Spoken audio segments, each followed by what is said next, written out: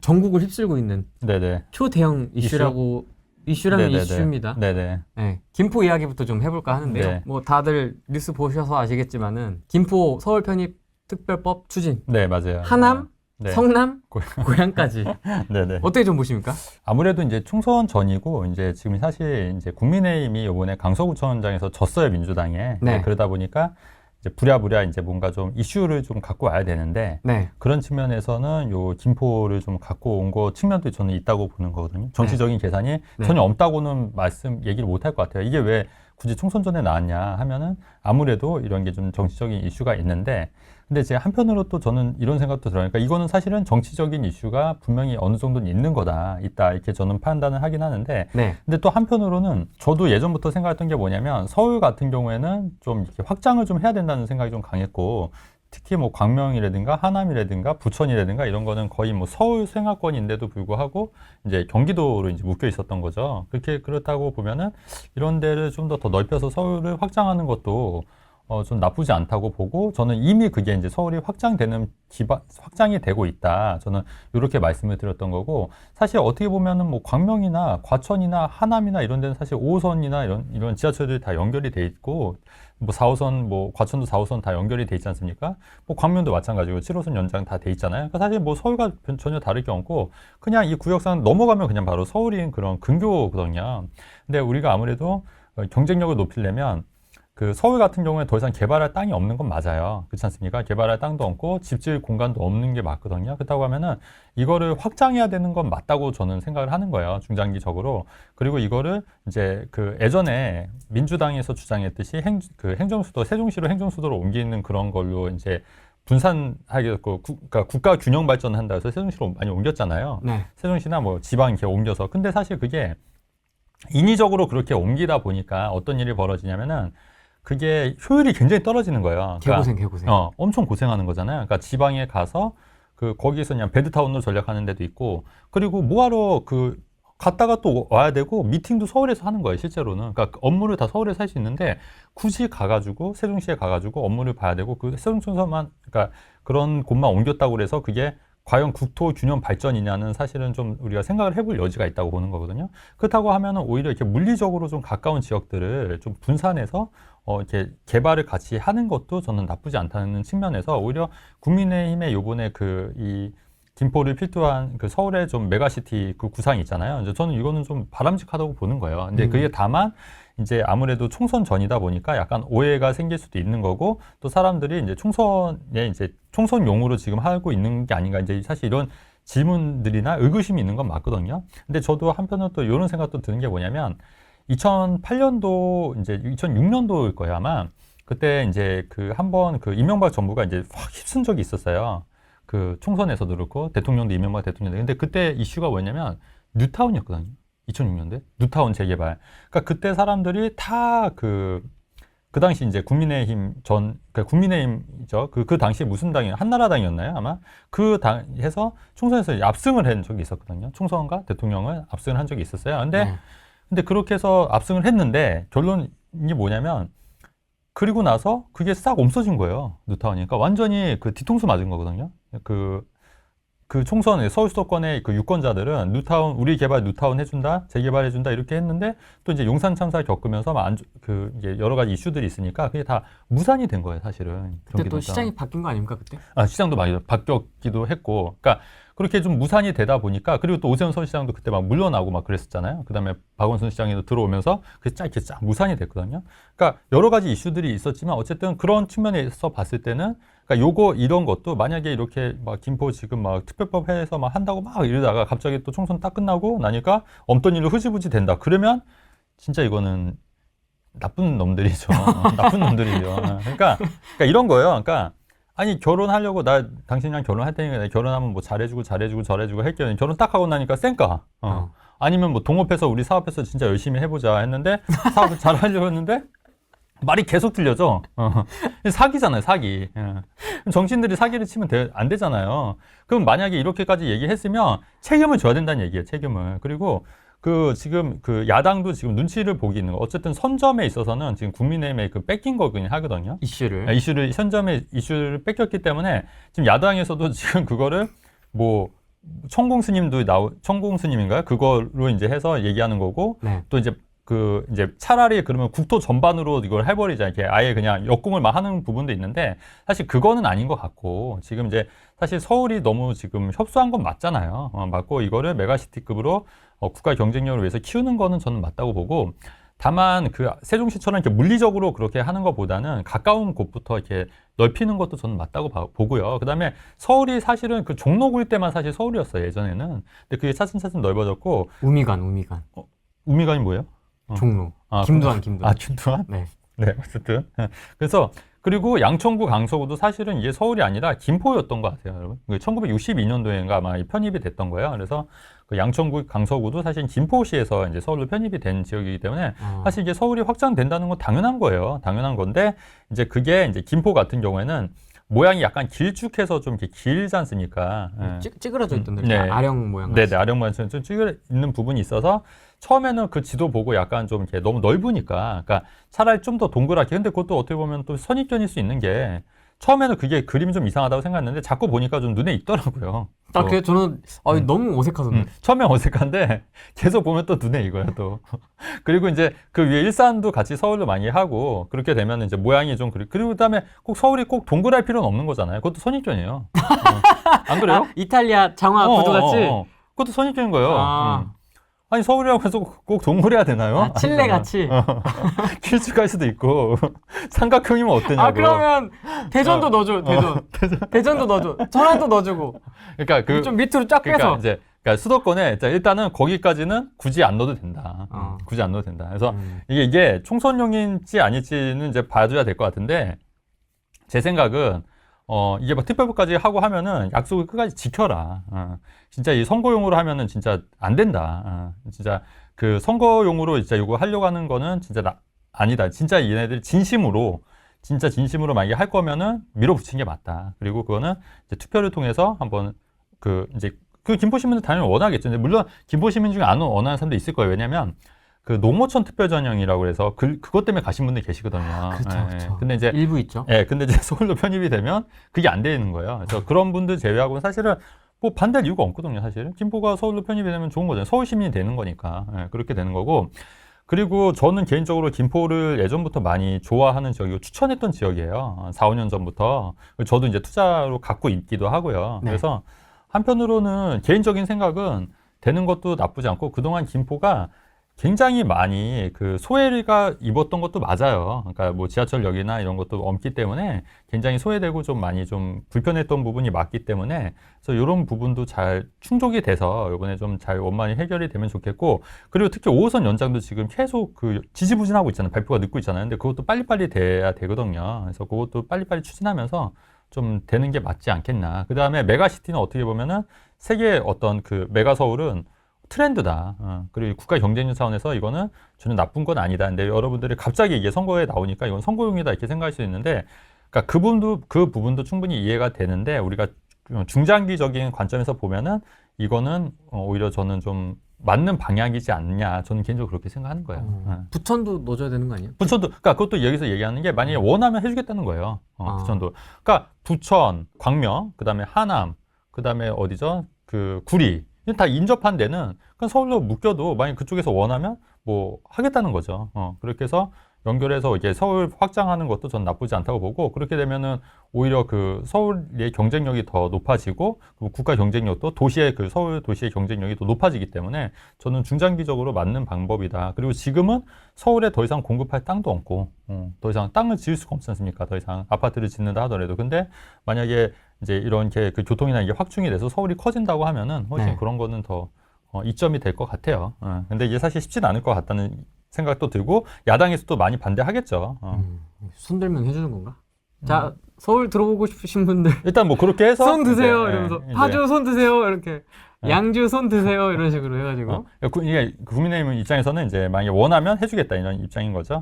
그러면 이게 이제 이런 이슈가 있는데 이게 이제 집값의 관점에서는 좀 긍정적으로 보시는 분들도 계시고 그렇죠. 아니다. 어차피 물리적인 입지 자체는 정해져 있기 때문에 행정구역상의 변화는 있을지언정 그렇죠? 아무래도 뭐 광명하고 김포노 엄연히 입지가 다르지 않습니까? 아니에요. 그건 아니에요. 왜냐면 이게 위례 신도시를 보면 위례 신도시가 보면은 송파, 하남, 어디 성남이 이렇게 묶여 있는 게 위례 신도시인 거예요. 근데 이제 송파 쪽이 그래도 사람들이 손도 높아요. 왜냐면 거기 서울시거든요. 그다음에 하남시 위례 신도시랑 성남시 위례 신도시랑도 약간 달라요. 급이. 그건 서울시라서가 아니라 입지적으로 그쪽에 가깝기 아니에요. 때문이 아닐까요? 위례 중심은 사실은 성남이에요. 오히려 송파 쪽은 위례에서 약간 위쪽이거든요. 그다음에 지하철도 이제 위례 중앙선이 뚫리면은 위례 성남이 중심이 되는 거예요. 근데 이제 그럼에도 불구하고 서울시라기 때문에 아무래도 좀 더 그러니까 약간 이게 있거든요. 이게 이름값이 있는 건데 마찬가지로 김포 시민이 아니라 뭐 서울시 김포구라고 하면 좀 약간 어색하지만 김포구. 네, 서울 시민이 된다고 하면은 거기에 대한 또 어떤 그런 이름 브랜드 이제 밸류가 있기 때문에 이름 밸류가 있기 때문에 그런 거는 훨씬 더 집값은 영향을 끼칠 수가 있는 거 당연한 거죠. 그거는 뭐 두말하면 잔소리죠. 왜냐면은 우리가 그렇지 않습니까? 우리도 아파트도 보면은 무슨 꼭 그게 아니더라도 마곡 단지가 아니더라도 뭐 예를 들어서 마곡 뭐 이런 식으로 붙이잖아요. 그러니까 그 이쪽 지역에 아니면 뭐 대치 뭐 이런 식으로 붙이기도 하고 그러니까 그런 것도 사실 네임밸류가 돼 있는 거기 때문에 충분히 그런 거는 이제 가치가 올라갈 수 있다고 보는 거예요. 집값 올라간다? 올라가죠, 당연히. 만약에 그렇기 때문에 그렇게 되면 집값 상승한 거 올라가고 그다음에 지금 굉장히 많이 저평가되는 게 맞아요. 김포가 지금 굉장히 34평 새 아파트가 제가 알기로 한 6억대거든요. 6억대. 그렇게 봤을 때는 아직도 서울에 있는 아파트보다는 저평가된 건 맞기 때문에 네. 그런 부분에 감안했을 때는 좀 가격 상승은 분명히 있을 거다. 근데 이게 쇼냐, 만약에 이제 쇼로 그냥 끝날 거냐, 해프닝으로 끝날 거냐, 네. 진짜로 이게 될 거냐, 이거는 좀 둘째 문제인 것 같아요. 근데 저는 뭐 반반인 것 같아요. 반발도 많이 있을 수 있고, 근데 어쨌든 이거는 좀 이슈몰이가 돼서 약간 좀 어쨌든 김포 입장에서는 좀 호재이긴 한 것 같아요. 지금 현재로서는. 나쁘지 않죠. 네네. 뭐 나쁠 이유가 없는 거죠. 좋죠. 저는 그냥 그 생각이 듭니다. 어떤 거요? 쇼? 생쇼다. 생쇼? 그럴 수 있죠. 완전 생쇼다. 뭐 이게 좋고 나쁘고를 떠나서 네네. 생쇼 같다. 네네. 근데 또 보니까 뭐 특별법 막 추진하려고 하는 거 보니까 글쎄 모르겠어요. 이게 진짜 진심인지. 코너에 몰렸기 때문에 지금. 그럴 수도 있고. 맞아요. 그럴 수도 있고. 강서구에서 패배하니까. 박살났기 때문에. 그러니까. 그런 게 아닐까 싶습니다. 잠깐만. 김포가 제2의 강남이 된다는데 진짜. 근데 이건 아닌 것 같아요. ST님.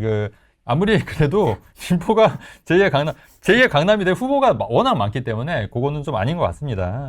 듣던 분당 어리둥절하는 거예요. 광명 형이 보고 있는데 갑자기 김포가 와가지고 우리가 다음 강남이야 이러면은. 그리고 서울에서도 후보군이 많잖아요. 그쵸. 뭐 용산도 있고, 그렇잖아요. 여의도도 있고. 그냥 가만히 있는데 갑자기 막내 동생이 와가지고 지가 형인데요 이러면은 이제 용산이 그거 보고 뭐라고 해야 되는 거야 도대체. 그러니까 이것도 우리가 좀 생각해 보냐면 예전에는 그러니까 이게 꼭 서울이 꼭 원 모양이어야 되냐? 저는 그 말을 좀 하고 싶어요. 서울이 꼭 원 모양이어야 되냐? 그건 아니잖아요. 뭐 좀 길쭉해도 되고 약간 주전자 모양일 수도 있고. 너무 아령 모양이잖아요. 아니 그게 무슨 상관이냐고요. 이상하잖아요 모양이. 근데 오히려 저는 한편으로 바다가 연결이 돼서 서울이 바다랑 맞닿았기 때문에 그 얘기도 하더라고요. 김포 시장님이. 근데 저도 그 말도 일리는 있는 것 같아요. 그러니까 그럼 인천도 넣어줘요. 근데 인천은 또 워낙 또 행정구에 또 큰 부분이 있으니까. 그리고 인천은 원하는 게 아니잖아요. 그러니까 어쨌든 저는 솔직히 그러니까 개인적인 의견이에요. 저는 찬성. 솔직히 찬성. 근데 이게 현실적으로 정치인들이 이용하는 거다 그러면 진짜 욕 나온다. 그게 진짜 욕 나오는지 방송에서 욕할 수는 없지만 그러면 진짜 쓰레기들이다. 근데 저는 순수한 마음에서 찬성. 찬성이 되면 좋겠고 그렇게 해서 서로 좀 잘 됐으면 좋겠다. 서울 시민도 잘 되고 김포 시민도 서로 윈윈하는 관계가 되면 좋겠다. 그리고 뭐 과천이나 뭐 구리라든가 이런 데도 원하면 뭐 해주면 어떠냐. 서로 원하면 서로 윈윈한 관계가 되면 된다. 이런 말씀을 드리는 거예요. 그러니까 제 입장에서는 찬성할 수 있잖아요. 봐봐요. 바로 부천 얘기 나오잖아요. 부천은 서울에 편입 안 될까요? 아니 그러니까 원하면 해준다는 거죠. 안 해주는 것도 아니고. 다 손드세요 빨리. 가서 그리고 세훈이 형 앞에 가서 그러니까, 손드세요. 그리고 저한테 물어본다고 이게 되는 것도 아니고 제가 뭐 힘이 있는 것도 아니고. 남양주도 넣어주시고 다 넣자 우리. 분당 집값. 네네. 집 보러 안 와요. 가격 네네. 뚝뚝. 네, 그래서 요거는 제가 예전에 분당 관련해서 한번 저한테 물어봤었잖아요. 근데 어떠냐고 했을 때 분당이 이제 재건축 되기는 기반 시설 때문에 쉽지 않을 거라고 제가 말씀을 드렸었잖아요. 그리고 그때 제가 또 놓친 얘기가 있는 게 뭐냐면 신축이 되면은 차가 많이 밀릴 거라고 많이 생각하잖아요. 근데 또 그건 아닌 게 뭐냐면 지하 공간이 훨씬 더 넓은 거예요. 지하 주차장이 3층에서 들어갈 때 신축이 생기면 들어갈 때 굉장히 빨리빨리 들어가기 때문에 오히려 집이 잘 안 막히더라고요. 왜냐하면 제가 지금 살고 있는 데가 신축 아파트 단지들이 있잖아요. 그러니까 주차장이 나오고 들어갈 때 훨씬 더 수월하고 그다음에 주차 공간이 넓기 때문에 생각보다 잘 안 막힌다. 근데 이제 구축 같은 경우에는 어떤 경우냐면은 지하 주차장이 협소하고 그 지하 주차장이 되려면은 계속 돌아야 되거든요. 이게 자리가 없으니까 그러다 보니까 오히려 더 막히는 경우가 있거든요. 네. 근데 이제 분당 같은 경우에는 제가 그때 말씀드렸듯이 기반 시설을 다 갈아엎으려면 굉장히 힘들기 때문에 구축 같은 경우에도 좀 재건축이 좀 힘들고 그 리모델링 한다고 하더라도 좀 많이 줄어들 거라고 말씀드렸는데 최근에 다른 데 비해서 좀 분당이 좀 많이 떨어지고 있다는 얘기가 있고요. 그다음에 재건축 같은 경우 될 경우에도 굉장히 오랜 시간이 많이 필요한 거예요. 강남 재건축하고는 또 다른 거예요. 왜냐하면 분당은 이제 공론화되기 시작한 거지 않습니까? 그렇기 때문에 뭐 한 10년, 20년 정도 걸릴 수 있다는 거예요. 근데 그 10년, 20년 되는 동안 그 강남 재건축도 굉장히 그 가격 변동이 컸거든요. 그렇기 때문에 제가 볼 때 분당 재건축 보고 들어가는 거는 굉장히 좀 그 리스크한 면이 있을 것 같다. 그 다음에 재건축 같은 경우에는 굉장히 큰 돈이 또 많이 묶이는 거지 않습니까? 네. 그렇기 때문에 그거는 좀 조심해야 될 것 같은데 그래서 가격이 딴 때보다 좀 많이 크게 조정이 되고 있다. 이런 기사를 제가 갖고 왔는데 제가 그때 얘기했던 거랑 약간 이제 일맥상통하는 부분이 있어서 그래서 그렇게 얘기해서 좀 갖고 왔거든요. 그래서 그러면 지금도 재건축이나 리모델링의 관점에서는 저는 분당은 아닌 것 같아요. 분당은 아니다. 네네. 라고 그러니까 보시는 거죠? 가격이 더 빠질 가능성도 있고, 그러니까 여기서 뭐 갑자기 뭐 좀 더 특별법이 나와서 뭐 재건축 초과 이 환수를 없애거나 약간 더 좋은 이제 혜택이 나온다고 하면은 조금 더 달라질 수는 있는데 네. 지금 뭐 굳이 분당이 재건축에 들어가는 거는 좀 아닌 것 같기 때문에 이런 말씀을 이제 기사를 갖고 와서 좀 갖고 왔고 최근에 좀 많이 생각보다 더 많이 빠지고 있다 이런 기사를 좀 갖고 온 겁니다. 네. 이게 빠진다는 기사도 있고요. 네. 이거 보시면 그러니까 요거는 또 다른 거죠. 음. 왜 다른 거냐면 제가 그때 말씀드렸잖아요. 뭐냐면 아파트가 강남 재건축이나 고가 아파트는 크게 영향을 안 받을 거라고 제가 지난 시간에 얘기를 했던 거예요. 고가 아파트. 왜냐면 이런 거는 사실은 몇십억짜리 아파트, 20억짜리, 30억짜리 아파트들은 사실 그렇게 돈이 많으신 분들은 경기에 크게 영향이 없다는 거예요. 그 다음에 이제 핵심지라고 할 수 있는 이제 강남 상구와 용산, 그 다음에 뭐 성동, 영등포까지 봤을 때 이런 지역들은 굉장히 서울에서도 이제 핵심 지역들이지 않습니까? 그리고 이제 이런 데를 이제 초고층으로 이제 올린다는 얘기예요. 그래서 초고층으로 올리게 되면 이제 스카이라인이라든가 이런 것들이 이제 훨씬 더 좋아지고 있고, 그리고 이런 지역들은 조금 이제 강남 재건축이 좀 빨라지는 거거든요. 분당하고는 또 얘기가 다른 거예요. 강남 재건축은 훨씬 더 속도감이 있는 거거든요, 지금. 그래서 이런 지역들은 아무래도 더 가격이 오를 여지가 있다. 그렇기 때문에 이런 지역은 상대적으로 가격이 지금 오르고 있는 거예요. 그래서 이런 지역들은 50층이 모길래 해서 이런 게 가격이 오르고 있다. 그래서 제가 지난 시간에 서울 아파트는 보합세를 유지하거나 좀 하락할 여지도 있지만 강남의 고가 아파트나 재건축 아파트는 더 오를 여지가 있다고 말씀드렸던 거고, 그 다음에 제가 또 뭐라 말씀드렸냐면 수도권 아파트 6억 이하의 수도권 아파트들은 그 특례 보금자리가 네. 9억까지가 없어지고 6억이 되기 때문에 오히려 그런 지역들이 더 각광을 받을 수 있고, 그러면 수도권에 6억짜리 집이 어디 있냐 그렇게 봤을 때 있냐면 서울보다는 수도권에 있는 거라고 말씀드렸잖아요. 근데 지금 또 일맥상통하는 게 지금 정부에서도 지금 어디를 총선용으로 어디를 밀고 있는 거예요. 지금 결국 수도권을 밀고 있는 거예요. 구리, 광명, 하남, 그 김포가 다 수도권인 거지 않습니까? 6억대 이하의 아파트들이 많은 지역들, 물론 이제 광명이나 이제 구리 같은 데는 아니지만 그 나머지 지역들은 그래도 좀 이렇게 중소형 아파트들이 있는 단지라는 얘기잖아요. 네. 그렇기 때문에 어떻게 보면은 제가 말씀드린 게 거의 지금 맞아 들어가고 있는 거예요. 그렇죠? 난 이번에도 맞았다. 그래서 보시면 네네. 기사가 이제 네. 일반형이 중단되고 한 달이 지났는데 네. 그때 말씀하셨던 네네. 것처럼 6억 이하가 비중이 거래가 늘었다. 이런 늘었다고 기사가 합니다. 나오잖아요. 그래서 제가 지난 후레이 TV 시간에 그렇게 얘기를 했었어요. 아마 6억짜리가 이제 6억 이하의 거래가 늘 가능성이 굉장히 많다고. 근데 이런 기사가 또 뜬 거 보면 항상 제가 말한 거랑 진짜 네. 미래를 읽으셨네요. 그렇죠. 그래서 많이 근데 한두 번이 아니잖아요, 사실. 이제 뭐 익숙합니다. 네네. 네. 한두 번이 아니어서. 네. 하지만 그렇게 사람들이 모른다는 거. 하지만 인기는 별로 없다는 거. 하지만 사람들이 잘 모른다는 거. 하지만 잘 안 본다는 거. 카메라 뒤에 지금 저희 새로 오신 네. PD님도 계시는데 네. 이렇게 항상 자랑 반, 자뻑 반 약간 알아서 편집해 주세요. 네네. 자뻑이 많아가지고 네네. 네, 감안하고 봐주시면 됩니다. 네네. 어쨌든 이렇게 네네. 실제로 거래가 좀 많이 늘어났다. 네, 그렇죠. 그래서 실제로 거래가 늘어났고, 근데 지금 그렇게 되면 그 경기도가 아무래도 6억에서 그 비중이 높기 때문에 6억 이하가 훨씬 더 많지 않습니까? 거의 네. 그래서 아무래도 이런 쪽에 더 좀 괜찮을 거라고 생각이 됐는데 요번에 또 총선과 마찬가지로 이런 아파트들이 조금 인기는 더 있을 거로 예상을 하는 거죠. 그래서 제가 이 서울 아파트 같은 경우는 좀 이게 이미 고점이기 때문에 지금 들어가는 거는 좀 아닌 것 같다고 말씀드렸었고, 네. 오히려 수도권 아파트 두 채 전략이나 이런 식으로 좀 저평가된 아파트를 노리는 전략도 저는 이제 나쁘지 않다고 제가 이렇게 누차 말씀을 드렸던 거예요. 제 전략으로는. 근데 이제 그게 이제 현재까지는 좀 유효하다고 보는 거죠. 네. 그러면 서울을 한정해서 내 집 네. 마련을 관점에서 좀 보고 있던 네, 네. 분들은 어떻게 네. 해야 됩니까? 6억 이하를 좀 보는 게 나은 건가요? 그러니까 아니면 잠깐 보류를 해야 되는?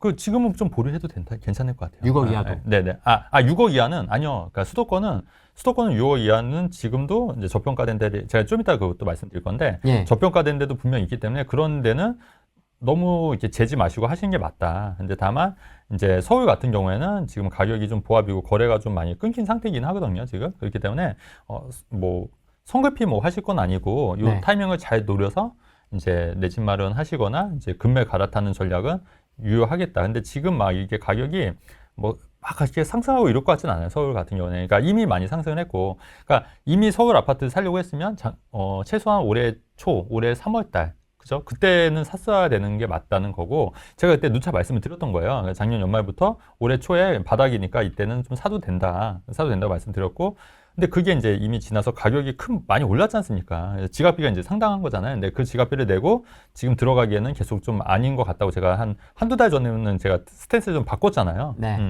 근데 그거는 아직도 유효하다. 그래서 아직, 바닥을 그러니까 예전에 그 작년 연말 1월 달에 그 바닥을 찍지는 않겠지만, 여기보다는 그래도 좀 높은 가격으로 바닥을 한 번 더 찍을 가능성이 있다고 저는 보는 거예요. 근데 그게 얼마가 더 떨어질지는 계속 이제 좀 주고 봐야 될 것 같은데 아직은 그런 바닥 구간은 아닌 것 같다는 얘기예요. 서울 같은 경우에는.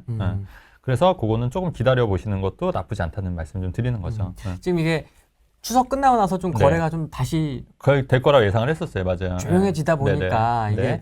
뭐야 그럼 지금 다시 네. 또 서울을 들어가 봐야 되나? 왜 이런 네. 기사들이 나오니까요. 네. 근데 이제 도봉 그쵸? 2억 오를 때 네. 15억 뛴 아파트 뭐 이런 네네. 얘기 나오니까. 그쵸. 그래서 근데 그렇다고 가격이 지금 많이 떨어졌냐? 그것도 아니거든요. 지금 가격은 이제 보합인 건데 매물이 늘어나고 있고 이제 가격이 조금 이제 떨어질 조짐은 보이는 것 같아요. 여지는 있어서 네. 조금 더 기다렸다가 하시는 것도 좀 나쁘지 않다고 보는 거죠. 그리고 이 기사는 뭐냐면 네. 도봉 2억 오를 때 15억 뛴 아파트라고 했는데 아무래도 이거는 뭐 당연한 얘기예요. 그러니까 금액 자체가 보시죠. 그 음마 아파트 같은 경우에 전용 76제곱미터가 7억 7천에서 20억으로 한 13억 원 정도가 이게 2017년, 18년도에 구매했으면 굉장히 쌌잖아요. 그래서 근데 송파구도 이제 이 정도 올랐는데 10억 원은 훨씬 넘었는데 이제 도봉구 한신 아파트 같은 경우는 2010년도에 2억 6천에서 5억 2천으로. 근데 여러분 이 기사만 보고 예. 하는데 이 금액 자체가 2배이긴 한 거예요. 그러니까 우리가 수익률적인 측면에서 봤을 때는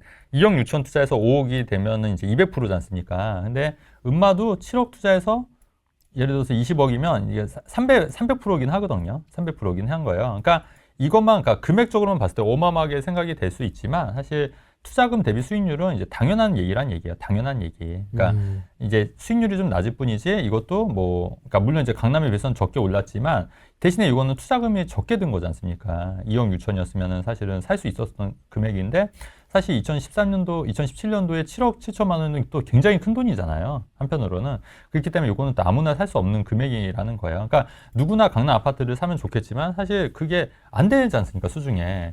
그러면 제가 말씀드리는 전략은 뭐냐면 이런 도봉구 한신 아파트를 두 채 정도를 사게 되면 예. 오히려 요거를 팔고 나중에 이제 강남 아파트를 입성하기가 좀 수월해진다는 얘기예요. 근데 이제 다만 이 도봉구 아파트를 한 채만 사면은 이 강남과 강북의 격차가 계속 벌어지기 때문에 결코 못 따라간다는 얘기예요. 따라잡을 수 없는. 따라갈 수 없는 구조가 된다는 얘기죠. 그래서 우리가 최소 뭔가 이제 그 다주택 전략으로 가야 하는 이유가 내가 이제 그 살고 있는 데를 업그레이드를 하기 위해서는 최소 두 채 전략 혹은 세 채 전략 혹은 일시적 1가구 1세대 2주택 전략을 통해서 가야 되는 게 맞다는 얘기죠. 사실 2억 6천만 원, 2013년도에 2억 6천만 원짜리를 많이 전세 끼고 했으면 아마 2억이면은 두 채를 살 수 있었을 거예요. 그런 식으로 해도 이제 충분히 가능했다. 이런 얘기를 좀 드리는 거죠. 그래서 그러니까 요것만 봐도 우리가 이제 볼 수 있고 요 기사만 딱 봤을 때는 무조건 강남 사야지 이렇게 생각이 들 수 있지만 현실적으로 돈이 없는데 강남 아파트를 살 수 있는 게 아니지 않습니까? 그러면 현실적으로 나에게 맞는 이제 전략을 택하는 게 맞다는 얘기예요. 그죠? 네. 그래서 그런 얘기를 좀 하고 싶어서 요 기사도 갖고 왔고, 여기랑 더 맞물려서 제가 좀 말씀을 드리면, 예. 이제 저는 이제 투트랙 전략을 얘기하는데 뭐냐면, 그러니까 제 얘기를 좀 들어보시면 뭐냐면, 저는 이제 그 실거주한 집을 비과세로 계속 옮겨 다니면서 비과세를 꼭 챙겼거든요. 비과세를 챙기고, 그러니까 뭐 혼인을 통한 일시적일가 유주택 비과세도 챙겨 먹었고, 그 다음에 그냥 비과세도 받았고, 그 다음에 거주주택 비과세라는 것도 있어요. 그러니까 주택임대 사업자하고 내가 살고 있는 거주주택도 비과세 받을 수 있는 제도가 있었거든요. 그렇게 다 챙겨 먹고, 이제 지금은 이제 최종주택 비과세를 가지려고 이제 강남 재건축에 있고, 그러면 강남 재건축은 요거는 좀 장기로 보는 거니까 어차피 못 파는 거지 않습니까? 이건 재건축 그 비과세를 나중에 뭐 팔지 안 팔지 모르겠지만 뭐 팔 수도 있는 거면, 근데 그렇다고 하면 이제 비과세는 못 받는 거죠. 다주택자는. 왜냐면 비과세는 1주택자만 되는 거니까 맨 마지막에. 그러면 우리가 투자를 안 해야 되냐? 그건 아닌 게, 저도 계속해서 지금 월세 받는 부동산도 있지만, 아파트나 오피스텔도 있지만, 그 계속해서 매매 차익을 노리는 게 있다는 얘기예요. 그러니까 올해 팔 거, 내년에 팔 거, 내후년에 팔 거, 이게 다 이제 준비가 돼 있는 거예요. 그러면 만약에 제가 올해 얼마 안 남았겠지만 이게 팔면 한 2억 정도 차익이 남아요. 2억 정도 양도 차익이. 그러면 세금이 제가 계산해 보니까 5천만 원 정도 나온다는 얘기죠. 네. 그러면 근데 제가 투자 금액은 얼핏 계산해 보니까 한 5천만 원밖에 안 되는 거예요. 투자금은. 5천으로 2억을 물론 이제 한 4년 전에 이제 투자해 놓은 거긴 한데, 그렇다고 하면 5천만 원 투자해서 2억이면 수익률이 400%인 거잖아요. 400%, 4배. 그러면 사실 2억이면 1년에 5천만 원씩 오른 거예요. 그러니까 5천만 원을 가지고 1년에 5천씩 돈을 번 구조죠. 물론 거기서 이제 5천만 원 이제 양도세를 근데 양도세를 낸다 하더라도 한 1억 5천 정도 남는 거니까. 1억 5천 정도 남는 거니까 그렇게 따지면은 300%네. 그러니까 세후 300%인 얘기인데, 그렇게 해도 수익이 나는 건데, 우리가 이제 통상적으로 1억 5천이라는 돈을 근로소득으로 벌려면은 어떠냐면 굉장히 힘들잖아요. 1억 5천이라는 돈을 근로소득으로 모으려면 여러분 200만 원씩 저축했을 때 2,400만 원이면 거의 한 7, 8년? 8년을 저축해야 하는 돈이에요. 근로소득으로 했을 때는. 근데 사실 우리가 또 한편으로는 이렇게 물론 이제 투자라는 게 계속 잘 된다는 것도 아니고 중간에 뭐 실수할 수도 있고 마이너스 날 수도 있지만, 어쨌든 이 뒷바퀴 투자를 해놓으면 이제 적은 돈으로, 그렇다고 돈이 많이 들어간 것도 아니고 적은 돈으로 이렇게 해서 4년 있다가 팔면 그만큼의 수익이 나는 거니까, 세금 빼더라도 1억 5천이라는 세금이 남는 거니까, 그러니까 그런 식으로 매년 그런 거를 매년 혹은 2년마다 이렇게 하게 되면은 우리가 자산이 증식이 될 수밖에 없다는 구조를 제가 말씀을 드리는 거죠. 구조를. 그러니까 여러분들도 그런 당연한 얘기긴 한데, 그러니까 그 생각을 해서, 그렇다면 우리는 어떤 전략을 취해야 되냐면은, 내가 살 집은 거주주택을 이제 미리 사놓는 거고, 그러면 그거를 투자 안 할 거냐?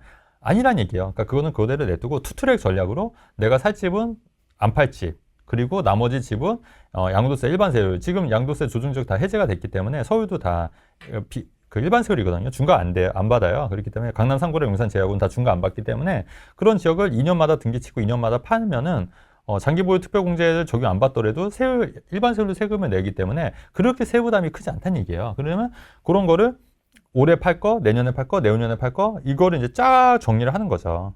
그렇게 해서 이제 수익을 내고, 그러면 내가 이제 당장 사는 것도 이제 언제 팔 건지 이제 그런 거를 다 이제 계획에 이제 넣어야 되는 거고, 저도 최근에 한 서너 달 전에 저도 투자를 2개를 더 했어요. 그러니까 저도 지금 투자를 안 하는 게 아니거든요.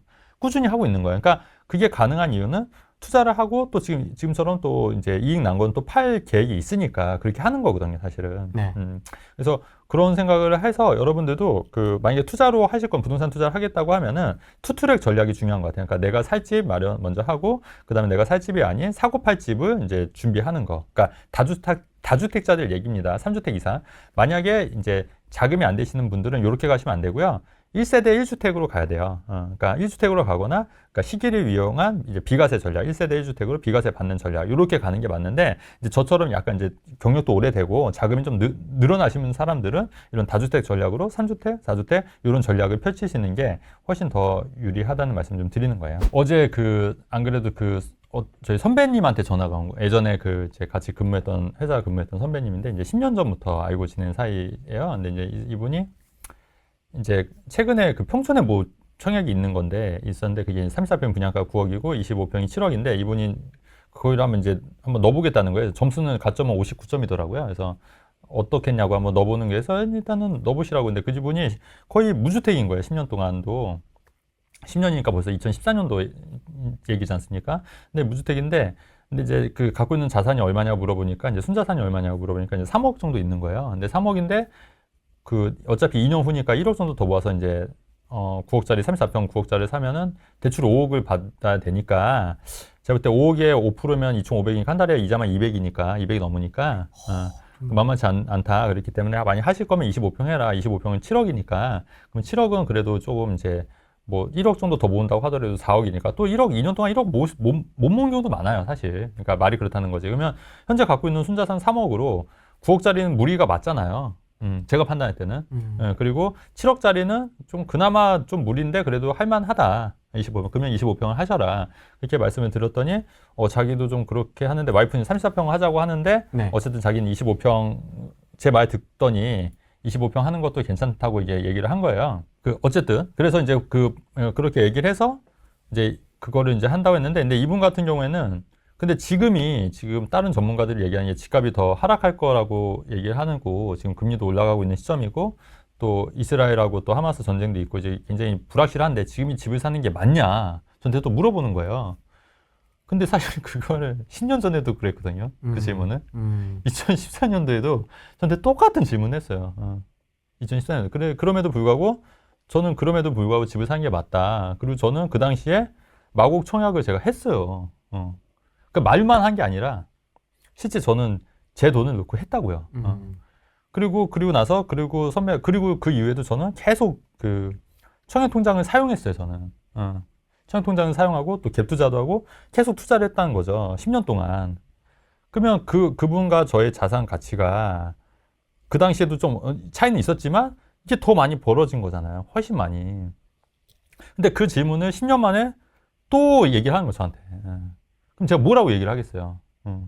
그럼에도 불구하고 어쨌든 내 집 마련은 하는 게 맞다. 그리고 만약에 일단은 청약은 당첨된다는 보장이 없기 때문에 일단은 먼저 청약을 해서 당첨이 되면 좋은 거고, 떨어지면 그때 이제 대안을 찾아보자. 거기에서 말하는 그 대안은 가점이 59점이면 사실은 이거는 꼭 내가 내 집 마련을 하려고 하는 목적이 아니라 투자 목적으로도 얼마든지 당첨이 될 수 있다. 그러니까 실거주와 투자를 분리하면 이거를 예를 들어서 뭐 동탄 같은 데 넣어서 당첨돼서 그게 올라주면 그거 팔고 또 내가 원하는 지역에 사도 되지 않냐. 근데 그 개념을 조금 더 자기는 이제 그 원래 사는 지역이 한정이 돼 있기 때문에 이제 그 생각은 이제 힘들겠다는 거예요. 그러면 좋다. 그러면 오케이. 그러면 그거 힘들면 그러면 내가 사는 지역에서 금매를 노리는 전략도 있는데 지금 그 시점이 본인 생각할 때 아닌 것 같으면 지금 봤을 때 그 시기를 잘 찾아서 금매를 노리는 것도 방법이다. 이렇게까지 얘기를 했거든요. 하지만 그게 정확히 언제라고 제가 얘기할 수는 없다. 하지만 그거를 지금부터 좀 주시하면 그런 금매물을 발견할 수 있는 기회들은 있을 것 같다. 이렇게 이제 전화해서 마무리를 했다는 얘기예요. 근데 제가 볼 때 이분이 이번에 당첨이 되면 정말 잘 된 거고, 당첨이 되면 무조건 하셔야 된다고 제가 말씀을 드릴 거고, 당첨이 안 되면 사실 금매 잡긴 쉽진 않아요. 왜 쉽지 않냐면 여러분 생각해 보세요. 작년 연말이나 올해 초에 제가 금매 잡을 수 있는 시기라고 말씀드렸잖아요. 근데 그때 금매 잡으신 분들 몇이나 되냐고, 솔직히. 몇이나 되냐고요. 아마 이 방송 보시는 분들 중에 진짜 내 집 마련하려서 그때 금매 잡으신 분들은 정말 극소수일 거라는 얘기예요. 우리는 다 묶여 있었는데요. 네, 그러니까 그런 분들 빼고, 그러니까 제가 말씀드린 건 내 집 마련 1주택자나 무주택자들 얘기예요. 그러니까 현금 갖고 있는 분들 중에 만약에 그렇게 하셨던 분들은 정말 극소수라는 얘기고, 그리고 이렇게 투자를 아예 안 해보셨던 분들, 그러니까 아예 무주택 기간이 오래되신 분들은 그런 금매물 잡기가 굉장히 힘들어요. 그리고 오히려 그 잘못된 판단을 내기가 굉장히 쉬운 게 부동산이 막 한참 오를 때 있지 않습니까? 오히려 이럴 때 상투를 잡는 경우가 더 많아요. 투자를 안 해보신 분들은 경험상. 그렇다고 하면 오히려 지금 같은 시기에 지금 경기도 안 좋다는 얘기도 있고 이스라엘 하마스 전쟁도 불확실하고 금리도 올라간다는 얘기도 있고 이렇게 불확실한 시기에 저희가 볼 때는 오히려 역발상으로 이런 금매물을 잡을 수 있는 기회들이 널려 있을 수 있다는 얘기죠. 그렇기 때문에 만약에 청약이 당첨이 안 되면 자기가 살고 있는 지역 위주로 금매물을 노리는 전략은 여전히 유효하다. 이렇게 좀 말씀을 드리고 싶은 거고. 오늘도 뭐 마찬가지로 각자 자기 얘기하고 있네요. 각자 자기 얘기. 됐고 김포고 뭐 비과세 전략이고 모르겠고 내 거 해결해줘 지금. 지금 그러시는 것 같은데. 그리고 제가 하나만 더 말씀드리면 그냥 저한테 그냥 메일에 내용을 이만큼 적어서 보내주신 분들이 계세요. 그냥 이제 상담해 달라고. 근데 여러분 한번 하시는 게 그런 메일을 제가 굉장히 많이 받잖아요. 그렇죠. 근데 그거를 제가 매번 상담을 해드릴 수도 없고 사실은 왜냐면 저도 시간을 내야 되는 거지 않습니까?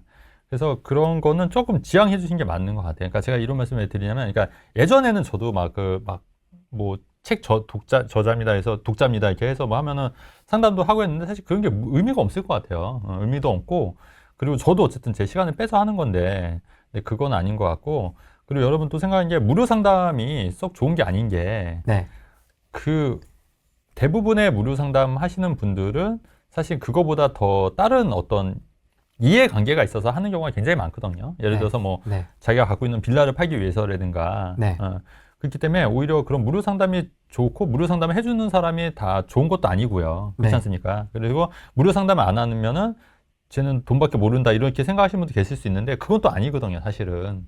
그래서 우리가 생각할 게 뭐냐면 무료 상담 자체가 좋은 것도 아니고, 그리고 그거를 또 이렇게 제가 또 시간을 할애해서 해야 되는 부분이 있기 때문에 이제 그런 부분은 조금 지양해야 되는 게 맞다고 저는 좀 생각을 하는 편이에요. 그러면 돈을 내기 전에 네네. 어떤 상담 신청을 하기 전에 네네. 어떤 부분을 좀 판단하고 상담을 신청하면 좋을까요? 어떤 사람한테 찾아가면 좋을까요? 그러니까 글쎄 모르겠어요, 저도. 그거를 후레이가 또 잘하실 것 같은데. 일단 무료 상담은 걸려야 될 것 같아요, 제가 볼 때는. 무료 상담 일단 그냥 차단 바로 무료 제끼는 상담은, 거예요. 무료 무료 상담 상담은. 뜨는 순간 제끼는 네, 거예요. 왜냐면 말이 안 돼요, 여러분. 누가 모르겠어요. 그거를 진짜 선한 마음으로서 한다는 거 하지만 그것도 제가 볼 때는 마케팅인 것 같고, 그게 또 오랫동안 그렇게 지속하기가 쉽지가 않아요. 네. 쉽지가 않고 현실적으로 그건 아닌 것 같고 다른 이해관계가 있는 거기 때문에 일단 무료 상담은 거르는 게 전 맞다고 봐요. 심지어 어디는 무료인데 밥도 사줘요. 아, 그래요? 철저하게 뒤에 막 땅 팔려고 그러니까 밥도 사주고 그러니까 막 거의 사기죠, 뭐. 닭도리탕 사줬거든요. 음. 그러면 이제 오후에 이제 본색이 나와요. 그러니까. 자, 그래서 내가 이렇게 전문가인데 이 땅을 한번 그렇죠. 사보거라. 그러니까. 근데 주소는 안 까. 집원 안 까고 막 임야죠, 당연히. 막 해가지고 내가 잡아놓은 거라. 그러니까 그러면 안 되죠, 그러면. 네. 그러니까 일단 무료 상담은 걸려야 될 것 같고, 그 다음에 제가 볼 때는 그 빌라 시행하시는 분들도 약간 좀 걸려야 되는 게 맞는 것 같아요. 왜냐하면 아무래도 자기가 지은 빌라를 추천할 수밖에 없다고 봐요. 아무래도 그렇기 때문에 이것도 조금 걸리셔야 될 것 같다는 생각이 들고, 그리고 너무 또 일방적인 그런 그 관점이 있으신 분들, 예를 들어서 뭐 계속 하락할 것만 주구장창 얘기하시는 분들도 전 좀 아닌 것 같고. 근데 그런 분들도 상담을 하는데 왜 상담하는지 모르겠어요. 어차피 만나면 어차피 하락할 거니까 사지 마 이럴 거잖아요, 어차피. 근데 그런 분들도 돈을 받고 상담하는 경우가 있더라고요. 되게 중요한 건 네. 이건 좀 파악하기가 쉽지가 네네. 않은데 그런 게 있지 않습니까? 언론에서는 엄청 유명해. 네. 근데 자기 등기가 몇 개 없어. 그것도 걸려야죠. 실제로 내 돈 내고 등기 쳐본 게 몇 개 안 되는 사람. 맞아요. 그런 사람도 좀 있어요. 걸렀으면 좋겠어요. 오, 좋은 말씀하셨네요. 이게 되게 중요하거든요. 네, 맞아요. 근데 사람들이 잘 몰라요. 그렇죠. 왜냐면 자기 얘기는 안 하니까. 등기가 안 보이니까. 네네, 그렇죠. 근데 사실 인터뷰나 이런 걸 해보면 네네. 사실 많이 편집을 하지만은 네네네. 실제 원본 인터뷰를 이렇게 네. 보면 네. 이 사람이 진짜 굴러 먹었구나 실전에서. 네네네. 막 이렇게도 깨져보고 저렇게도 벌어보고 네네. 자기 돈도 넣어보고 네. 사기도 당해보고 그렇죠. 막 여러 가지 경험들을 다 해본 사람이면 네네네. 좀 저는 신뢰가 가는 거죠. 신뢰가 가죠. 더 오히려 그렇죠. 깨져보기도 그렇죠. 하고. 왜냐면 매번 성공할 수는 없는 거니까. 근데 막 매스컴에서 나와갖고 막 뭐 시장이 어떻고 저떻고 네. 막 근데 정작 본인 투자 안 해. 없어. 네. 맞아요. 그런 사람들 많아요. 1주택자. 맞아요. 심지어 무주택자도 있는 사람들. 그렇습니까? 네, 그런 사람들은 사실 저는 의미는 없다고 봐요. 입으로만 터는 사람들. 네네. 입 전문가. 그쵸. 굉장히 많죠. 저도 싫어하는 부류긴 한데. 네. 그렇게 되는 거고, 이게 84점 강릉에서 청약을 한 건데, 강릉 오션시티 아이파크 있잖아요. 84점 만점이 나온 거예요, 만점이. 15년간, 7식구가 15년간 무주택을 버텨서 이게 만점이 사실 쉽지는 않은 거거든요. 만점을 받으려면 무주택 기간이 15년 이상이어야 되고, 네. 본인을 제외한 부양가족이 6명 이상이어야 되고, 네. 7식구가 15년 이상 무주택으로 버텨야 되는, 그래야지 만점이 되는 건데, 근데 요번에 이게 만점이 나왔다는 거예요. 근데 제가 말씀드린 게, 요 84점이면 여러분, 강남 어디든 다 되는 거예요, 사실. 그렇죠. 청약이면. 강남 어디든 되는 거예요. 근데 이분이 왜 강릉 오션시티를 했을까? 왜냐면 물론 서울 통장이 아니니까 어쩔 수 없이 근데 서울로 이사 오셔가지고 강남 넣으셨으면 이건 무조건 100%. 근데 여러분 생각해보세요. 강남에 당첨이 되면은 안전 마진이 최소 10억이에요, 10억. 안전 마진이. 그렇지 않습니까? 그러면 이분은 10억 통장을 그냥 어떻게 보면 날린 거예요. 강릉 유진가 보죠. 강릉에만 살아야 하는 이유가 있듯이. 강릉 토박이. 네, 어쨌든 그러면 제가 볼 때 그러니까 제가 말씀드리고 싶은 거면 그러면 이분이 왜 강릉에 이 84점을 썼냐? 왜겠어요? 왜? 왜요? 돈이 없어서 그런 거야, 돈이. 현실적으로. 아. 아니 강남에 살 아파트가 있으면 근데 강남 아파트도 사실 계약금만 있고 나중에 잔금을 전세 넣어도 뭐 실거주 안 나는 조건으로 전세 놔도 사실은 어느 정도 잔금 치를 수 있는 거거든요. 그러니까 의외로 돈이 많이 안 될 수도 있다는 얘기예요. 실제로 강남에 당첨이 돼서 10억 이상 버신 분들도 꽤 많이 받고 그럼 이 정도 84점이면 무조건 당첨이 돼도 크게 문제가 없는 분인데 강남을 못한 이유는 단 한 가지 돈이 없어서. 청약통장도 서울 통장이 아니기도 하지만 돈이 없어서 그런 거예요.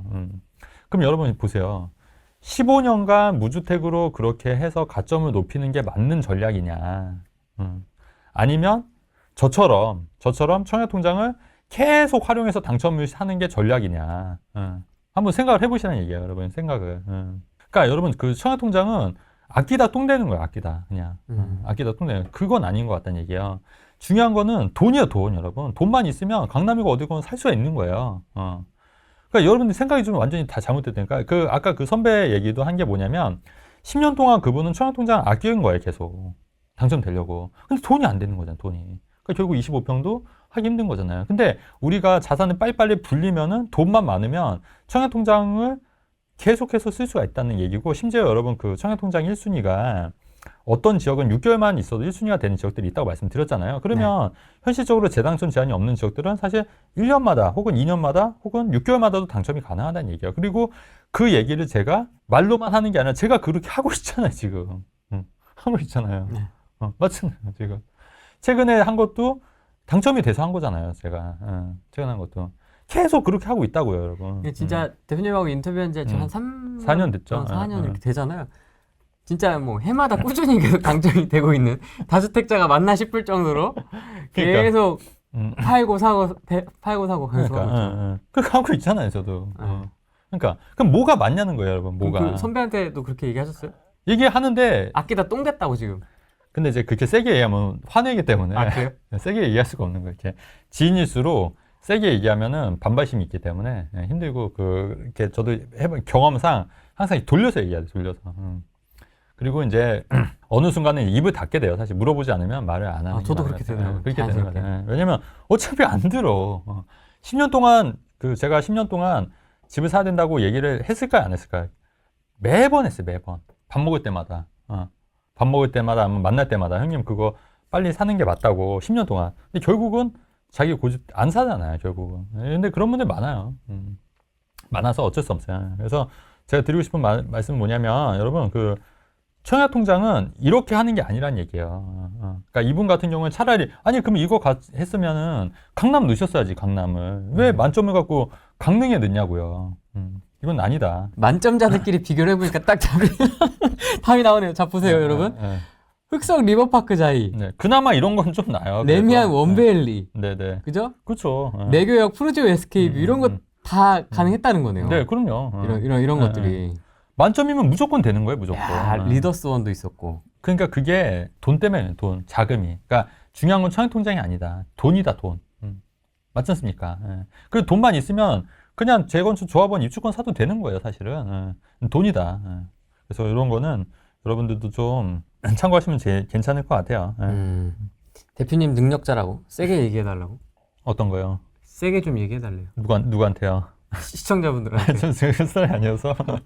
그 사람이. 아니, 근데 저도 물론 뭐 매번 다 성공하는 것도 아니고, 저도 실수도 많이 하고, 네.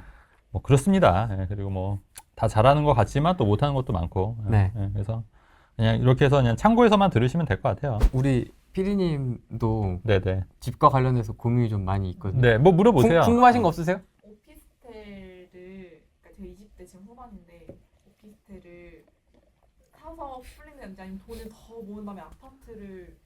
당연히 아파트로 가야죠. 아, 지금 질문하신 게 네. 오피스텔을 소액이라도 투자해서 네, 소액 월세를 받는 게 맞냐, 맞는지. 아파트를 투자를 좀 기다렸다가 그냥 더 돈을 모은 다음에 저축한 다음에 하는 게 나은지. 만약에 오피스텔을 하잖아요? 그럼 내 짝 나는 거야.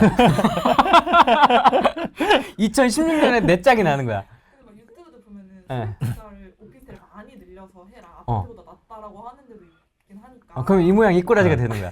네. 이렇게 가야지. 맞아요. 매매 차익이 안 돼. 그렇게 하면 안 되고 아파트로 가야 돼. 맞아요. 그럼요. 오피스텔은 절대 그럼요. 안 예. 하는 게 예. 낫다. 네네.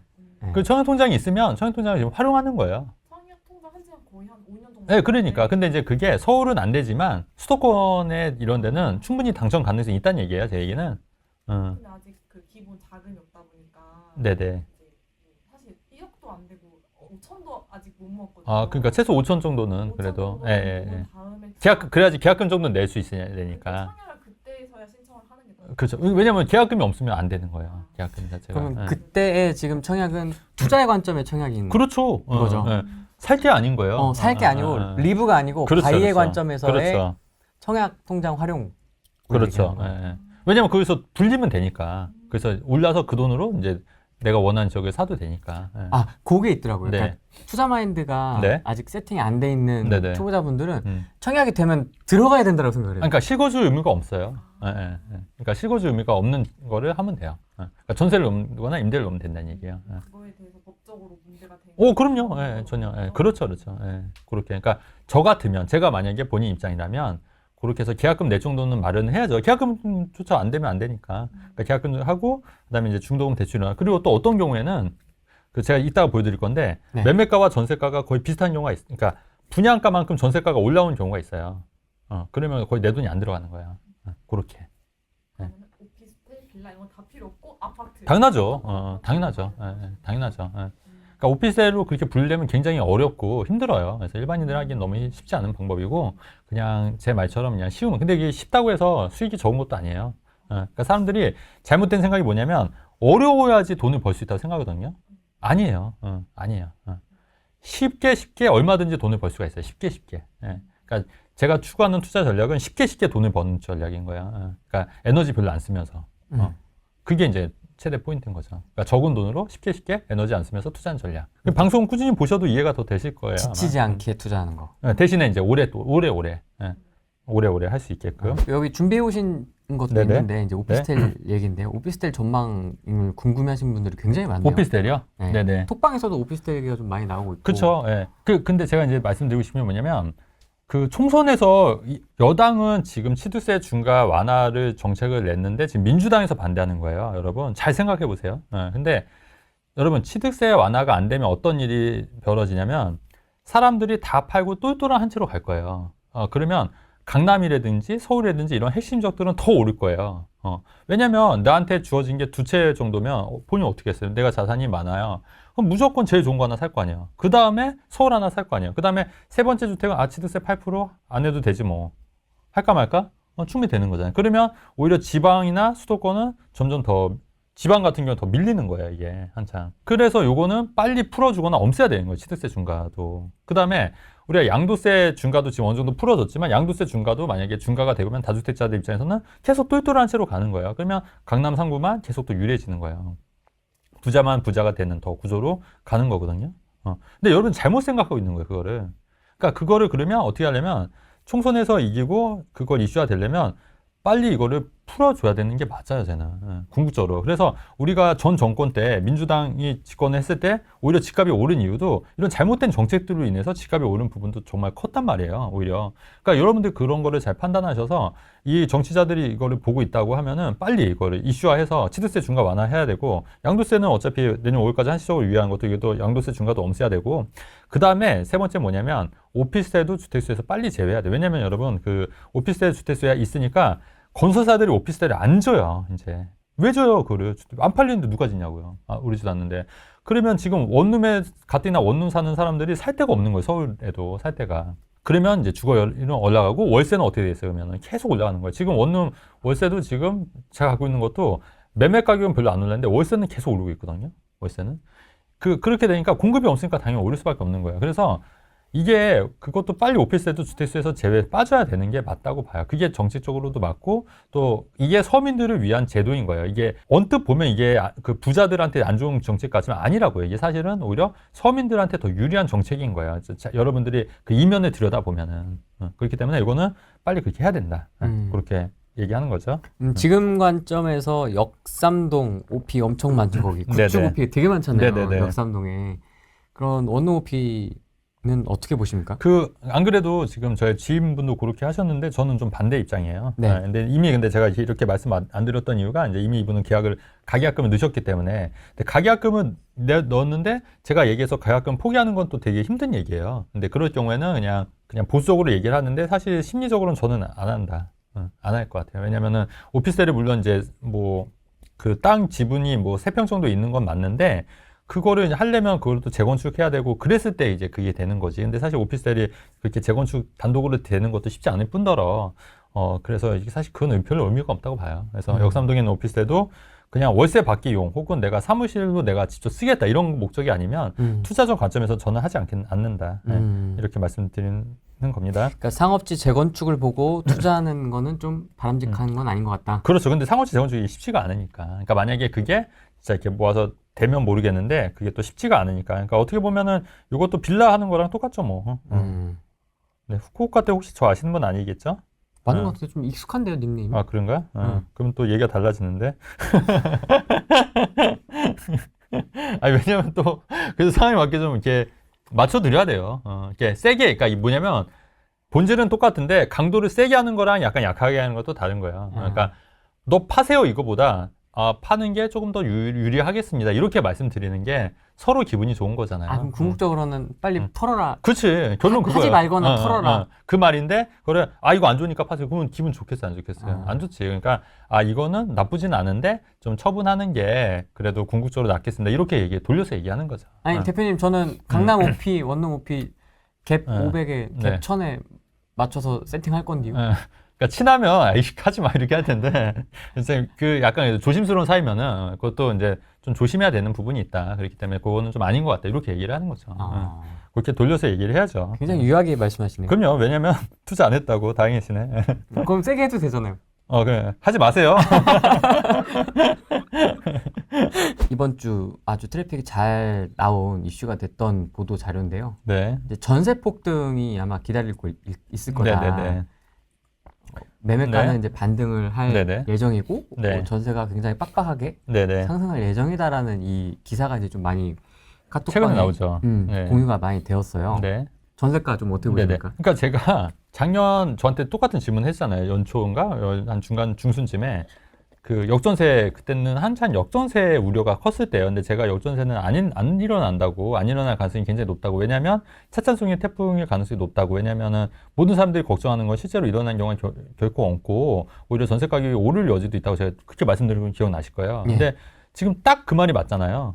뭐 자랑하려고 얘기하는 건 아니고, 어쨌든 그 말이 뭐냐면, 결론적으로 말씀드리면, 지금 전세 가격이 굉장히 많이 오르고 있는 게 맞고, 실제로 지금 개포 1단지 같은 경우에도 입주 물량이 꽤 있는데도 불구하고 전세 가격이 떨어지지 않고 있거든요. 그러니까 그런 거 봤을 때 전세 가격은 더 많이 오를 여지가 있고, 그때도 제가 입주 물량이 많은데도 불구하고 전세가는 그렇게 크게 떨어지지 않을 거라고 예측을 했었잖아요. 근데 실제로 그래요. 그 다음에 이렇게 전세가 높은 이유는 사람들이 이제 고금리다 보니까 섣불리 집을 사기가 좀 두렵고, 그 다음에 전세자금 대출도 좀 금리가 낮아졌으니 아무래도 좀 대기 수요들이 있고 하고, 그래도 아무래도 월세보다는 전세가 낮잖아요. 수입자 입장에서는. 그 다음에 빌라처럼 아파트가 그 깡통 전세로 되는 경우도 흔치도 않고 하니까, 그래서 이제 전세로 늘어나는 경우도 있는 이제 상황이거든요. 근데 당분간은 전세 가격이 계속 유지가 되거나 올라갈 여지는 더 있다고 봐요.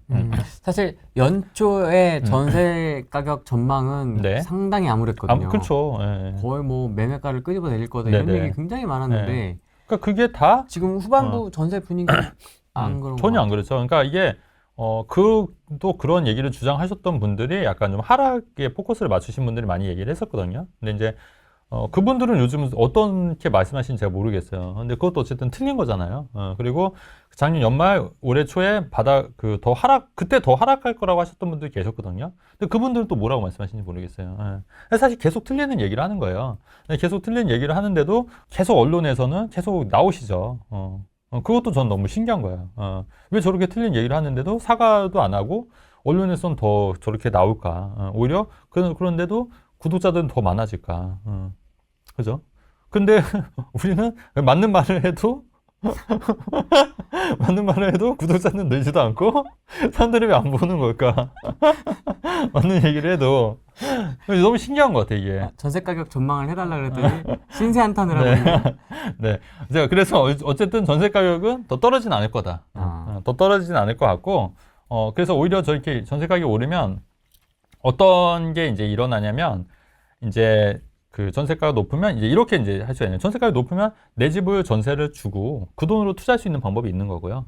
그러니까 본인은 월세 살면서 그렇게 투자하는 방법이 있는 거고 또 이제 전세가가 올라가면은 갭 투자도 가능한 거잖아요. 전세가 차이만큼 또 그만큼 투자금이 적어지는 거니까 그렇게 해서 이제 이 말은 전세 가격이 점점 올라가고 있다는 얘기는 투자 상승 에너지도 점점 쌓이고 있다는 얘기예요. 결론적으로 그렇지 않습니까? 그래서 어느 순간 폭발하게 되면 예전처럼 전세가가 매매가를 끌어올리듯이 가격이 확 뛸 수가 있다. 그러니까 그런 분위기를 우리가 예측을 해야 되는 거고 이런 기사를 통해서 이게 그러면 상승 에너지를 응축하고 있는 거구나 이렇게 이해하시면 된다. 같은 맥락으로 이해를 하면 될까요? 그렇죠. 건사년에 매매가는 네네. 2% 정도 네. 하락할 것 같고 전세가는 2% 정도 상승. 그럼 갭이 이제 줄어드는 거거든요. 그렇죠. 그러면 이제 상승 에너지가 조금씩 이제 커지고 있다라는 얘기를 좀 하고 싶은 거예요. 근데 이제 우리가 또 한 가지 제가 좀 말씀드리고 싶은 게 뭐냐면 네.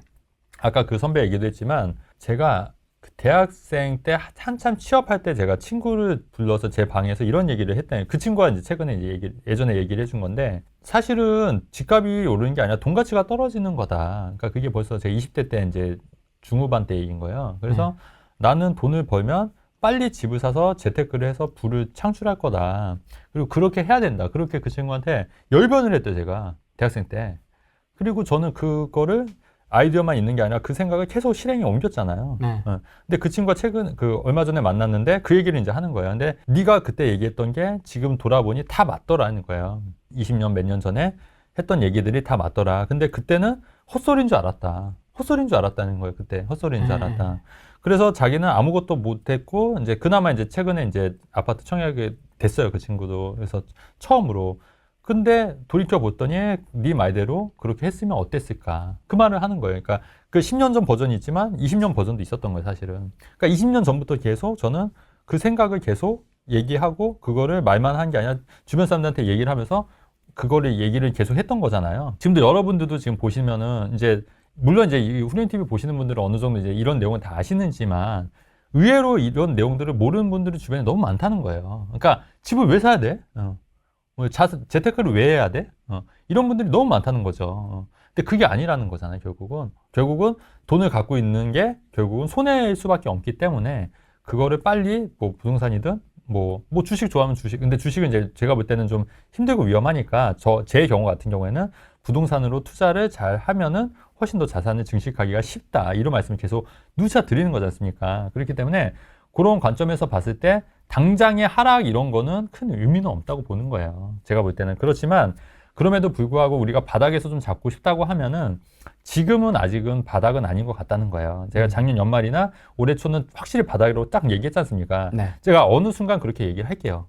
한 번 더. 지금 바닥인 것 같다고 얘기를 한번 해볼게요. 물론 맞을 수도 있고 틀릴 수도 있지만, 근데 지금은 조금 더 떨어질 여지도 있다고 보는 견해인 거예요, 저는. 그래서 조금 더 기다렸다가 하는 것도 나쁘지 않겠다. 그리고 저도 어느 정도는 요 말에 좀 동감을 하는데, 그럼에도 불구하고 우리가 이런 거랑 상관없이 투자할 데가 없는 건 아니더라. 제가 이것도 한번 훈련팀에서 말씀드렸는데, 그럼에도 불구하고 이렇게 프리미엄이 붙는 아파트도 있다는 거예요. 여기 프리미엄이 있는 게 아니라 제가 부동산에 전화했거든요. 저도 여기 갖고 있다고 말씀드렸지 않습니까? 저도 여기 2개 갖고 있다고 말씀드렸잖아요. 예. 너무 오픈한 건 좀 그런데 2개 갖고 있는데 부동산에 물어봤더니 지금 매수자가 대기하고 있다고 합니다. 그래서 제가 원하면 바로 팔 수가 있는 거예요. 바로. 왜 대기하고 있죠? 가격 때문에. 가격. 네. 조금 싸게 팔면 지금 바로 사겠다는 거예요. 자, 그러면 여러분 이게 2년 전에 저랑 저희 주변 분들, 회원분들한테 해서 샀던 건데, 그러면 2021년도에 사실은 뭘 샀어도 다 떨어졌을 거예요, 그때는. 왜냐면 다 고점이었거든요. 근데 그 와중에 저는 약간 틈새로 혹은 소액으로 이렇게 좀 돌렸잖아요. 턴을 해서 이렇게 한 거기 때문에 요거는 상대적으로 덜 떨어진 게 아니라 오히려 올랐죠. 그러니까 지금도 경기가 안 좋고 금리가 안 좋고 해도 이렇게 오르는 아파트들이 있다는 얘기예요. 실제로. 그러니까 제가 투자한 아파트를 보여드리는 거지 않습니까, 지금. 그리고 이게 투자 금액도 많은 게 아니란 얘기예요, 절대로. 해봤자 계약금 정도만 있으면 되니까. 뭐 3천 정도만 있으면 된다는 얘기잖아요. 분양가가 얼마였습니까? 3억이요, 3억. 84가. 네, 3억. 아, 여기 그러네요. 피가 1억 네네. 2천이니까 그렇죠. 3억대 네네. 한 2억 8천. 3천만 원 정도 네네. 있었으면은 할 수 있었던 거죠. 우리가 알고 있는 메이저 지역도 아니고요. 그렇죠. 네. 그다음에 메이저 브랜드 아파트도 아닙니다. 그렇죠. 네. 아, 하지만 이렇게 이런 거를 잘 찾으면 그래도 이제 할 수가 있다. 그리고 3천이면 사실은 이게 26평이거든요. 26평인데 이게 그 분양가 2억이 안 됐어요. 2억이 안 됐던 거예요. 2억 정도 됐던 거예요. 2억 정도. 그래서 P 4천 붙여도 2억 5천인 거잖아요. 근데 더 놀라운 거는 전세 가격이 지금 분양가란 얘기예요. 아 진짜요? 네, 전세 가격이. 어떻게 네. 그렇게 되지? 와. 주변이 올랐으니까. 자, 그렇다고 하면은 여러분 보세요. 근데 저는 제 입장에서는 제가 요거 하나 더 팁을 하나 드릴게요. 저는 이거를 만약에 팔면은 양도세율이 몇 프로냐면 제가 66%예요. 왜냐면 2년 보유했어도 예전에는 이게 일반 세율이었는데 지금 양도세율이 그러니까 1년이 지났기 때문에 66%거든요. 그럼 만약에 예를 들어서 만약에 1억이 남았다. 1억에 팔았다. 그러면 제가 세금을 얼마 내야 되냐면 기본공제 250만 원 빼고 9,750만 원에 그냥 생각하지만 1억에 그냥 66%면 6,600을 낸다는 얘기예요. 6,600만 원을. 그러면은 팔 수 있겠어요, 없겠어요? 못 팔아요. 못 파는 거예요. 그러니까 세금 때문에 못 판다는 거예요. 세금 때문에. 그러면 전세를 놓으면 되는데 근데 이제 이런 게 있어요. 뭐냐면 1년에 제가 갖고 있는 것 중에 조금 그 분양가 이하로 떨어진 것도 있어요. 제가 갖고 있는 것 중에. 제가 여러 개 투자를 하다 보니까. 네. 그러면 올해 안에 여기서 만약에 수익이 난 거를 여기서 만약에 마이너스다. 그러면 양도차손으로 그거를 낮출 수 있는 거예요. 세금을. 그러니까 예를 들어서 여기서 만약에 수익이 5천이 났고 여기서 마이너스 2천이 났다. 그럼 상계 처리하는 거예요. 상계 처리. 합쳐서 3천. 그렇죠. 3천에 같은 세율이니까 66%. 그럼 1,800만 원 세금을 내면 된다. 그러면 제 입장에서는 그렇게는 팔 수 있다. 아 못난이 팔면서 그렇지. 내 세금을 줄이는 거죠. 그렇죠. 예. 그러면 그렇게 하면은 물론 그 못난이도 나중에 장기적으로 보면 전 나쁘지 않다고 봐요. 하지만 그렇게 해서 상계 처리를 해서 요거를 털어버리는 것도 나쁘지 않다. 더 좋은 게 보이면. 그렇죠. 네, 그렇죠. 그렇게 해서 근데 그렇게 하려면 조건이 뭐냐면 같은 해 팔아야 되고 같은 명의야 된다. 그러면 이제 제가 이제 11월이었으니까 올해 그럼 이제 2달 남은 거예요. 2달. 그럼 저는 판단을 하는 거예요. 요렇게 두 개를 팔 수도 있는 거고 대신에 마이너스로 요거 하나 팔면 세금이 66%니까 그러면 요거 두 개를 합쳐서 양도차손을 통해서 양도세를 낮추면 상관없는 거지 않습니까? 이렇게 되는 거고 만약에 여기 잘 안 팔린다? 그러면 다른 거를 팔면 되는 거고 팔면 되는 거고 또 다른 거를 또 팔면 되는 거고 어쨌든 저는 올해 하나는 팔 거예요. 왜 하나를 팔 거냐면 올해 12월이니까 하나 팔고 내년에 1월에 팔아도 연도가 달라지니까 상관이 없거든요. 그러니까 올해는 저는 무조건 하나는 팔 거예요. 그러니까 요거를 팔든 뭘 팔든 팔 거예요. 저는 하나는 무조건 팔 거예요. 근데 그게 나빠서 파는 게 아니라 이제 저도 이제 좀 이제 자산 리모델링을 해야 되니까 자산 리모델링을 하고 좀 이렇게 그걸 맞춰야 되니까 하는 거다. 근데 어차피 수익 나는 거지 않습니까? 수익 나서 파는 거니까 세금 내더라도 그거는 뭐 미칠 건 없는 거잖아요. 그 다음에 수익이 안 난 거는 이런 식으로 양도차손을 이용해서 팔 수가 있다. 이 말씀 좀 드리는 거예요. 아마 대표님 영상을 꾸준히 보시는 네네. 분들은 대표님이 요 물병을 들었다 하면 진짜 중요한 얘기 하는 거거든요. 네네. 그거 아세요? 이거 물병을 2개 들었다. 네네. 진짜 중요한 얘기예요. 네네. 아마 그거 돌려보시면은 네. 물병 들고 했던 설명들이 몇 개 있거든요. 아마 그거 보시면은 좀 많이 네네. 도움이 되실 겁니다. 이 물병을 들었다? 되게 중요한 겁니다. 사란 얘기는 아닙니다. 네네. 그냥 투자 사례를 공유하는 거고. 아니 근데 이거 지금 사도 돼요. 지금 그게 늦지 않았어요. 아니 진짜로. 약간 부담스러운데? 네. 어쨌든 네. 본인이 판단하는 거니까. 네, 본인 판단하는 건데 이거는 본인들이 알아서 하는 거니까. 다른 주변 시세보다 분양권이기 때문에 좀 싼 편이에요. 충북 혁신도시 동일 네. 하이빌 파크 테라스라고 합니다. 네. 저는 책임 안 집니다. 저는 네네네. 없습니다. 참고로. 네네. 저는 안 합니다. 네. 네. 참고로 알려드린 겁니다. 그러니까 그렇게 막 고평가된 상황은 아니에요. 네. 요번에 이런 경우가 있었어요. 아파트 샀는데 800만 원 돌려받은 거예요. 그게 어떻게 된 거냐면 이제 입주장이 막 몰려있는 그런 시기였는데 이게 이제 3억 한 6,600인가 아마 그 정도의 이제 매매가 체결이 된 거니까 분양가보다 약간 높게 된 건데 근데 거기가 감정가가 4억이 나와버린 거예요. 그러다 보니까 대출이 80%, 그러니까 무주택자였거든요. 그러니까 대출이 80%니까 3억 2천이 나온 거예요. 거기에 그 월세를 또 바로 놓은 거예요. 4천에 70인가 이렇게 놓은 거예요. 그러니까 그 3억 2천에서 하니까 3억 6천이지 않습니까? 그러니까 잔금하고 세금 다 떼고 800만 원 돌려받은 거예요.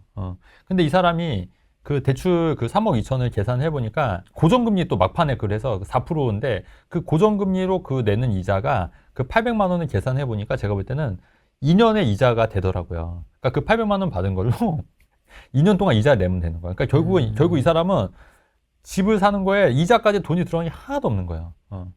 그리고 나서 2년 있다가 그 집을 팔면 어떻게 되겠어요? 좀 오르겠죠. 그래도 제 생각은 좀 오를 거라고 판단하거든요. 그러면 그거는 이 사람은 돈을 한 푼도 안 들이고 돈을 버는 거예요. 그러니까 우리가 근데 처음에 제가 이런 얘기를 하고 했을 때 이 주변 사람들이 뭐라고 했냐면 야 그런 게 어디 사기라고. 사기다, 사기꾼이나 사기다, 이거는. 그렇게 얘기를 했다는 거예요. 실제로 본인도 이게 막상 그렇게 하니까 이게 사기일 거라고 본인도 약간 이상한 거잖아요, 사실은. 근데 어쨌든 그렇게 진행하고 또 운이 좋게도 월세도 바로 들어오니까, 들어와서 이렇게 월세를 맞추니까 그러니까 놀라운 거죠, 사실은. 그러니까 우리가 또 여기서 할 게 뭐냐면 여러분, 지식이 있으면 돈이 없어도 돈을 벌 수 있다. 지식이 있으면. 근데 이거를 막 그렇다고 막 여러분한테 막 이런 사례가 있으니 여러분들도 정말 공부 많이 해서 그러니까 꼭 돈이 있어야지만 부동산 투자할 수 있는 건 아니다. 근데 제가 이런 사례를 굉장히 많이 말씀드렸지 않습니까? 네. 그리고 그거를 제가 말로만 하는 게 아니라 실제 제가 하고 있다고 말씀드렸잖아요. 실제 제가 1,000만 원 갖고 투자한 것도 있다고 말씀드렸잖아요. 근데 그게 다 가능한 얘기예요, 진짜로. 다 가능한. 왜냐면 제가 해봤으니까, 해보고 그렇게 자산 증식을 해봤으니까 그렇게 얘기하는데 이제 안 해보거나 이제 모르시는 분들은 뭐 모르는 거죠. 근데 이제 아마 후레이티 보시는 분들은 다 이해하실 거예요. 무슨 말인지. 근데 아까 그 중국 네. 혁신도시 관련돼서 네네. 매도가 안 되면 매도 물량이 전세로 변하지 않을까요? 라는 매도가 안 되는 게 아니라 세금이 66%니까 못 파는 거예요. 세금이. 그러니까 팔면 파는데 그 전세, 근데 여기는 전세 물량이 그렇게 막 많은 건 아니어서 다 바로 들어올 것 같아요. 근데 조금 뭐 떨어진다 하더라도 좀 기다리면 되니까. 그 청주 오창 우림필류라고.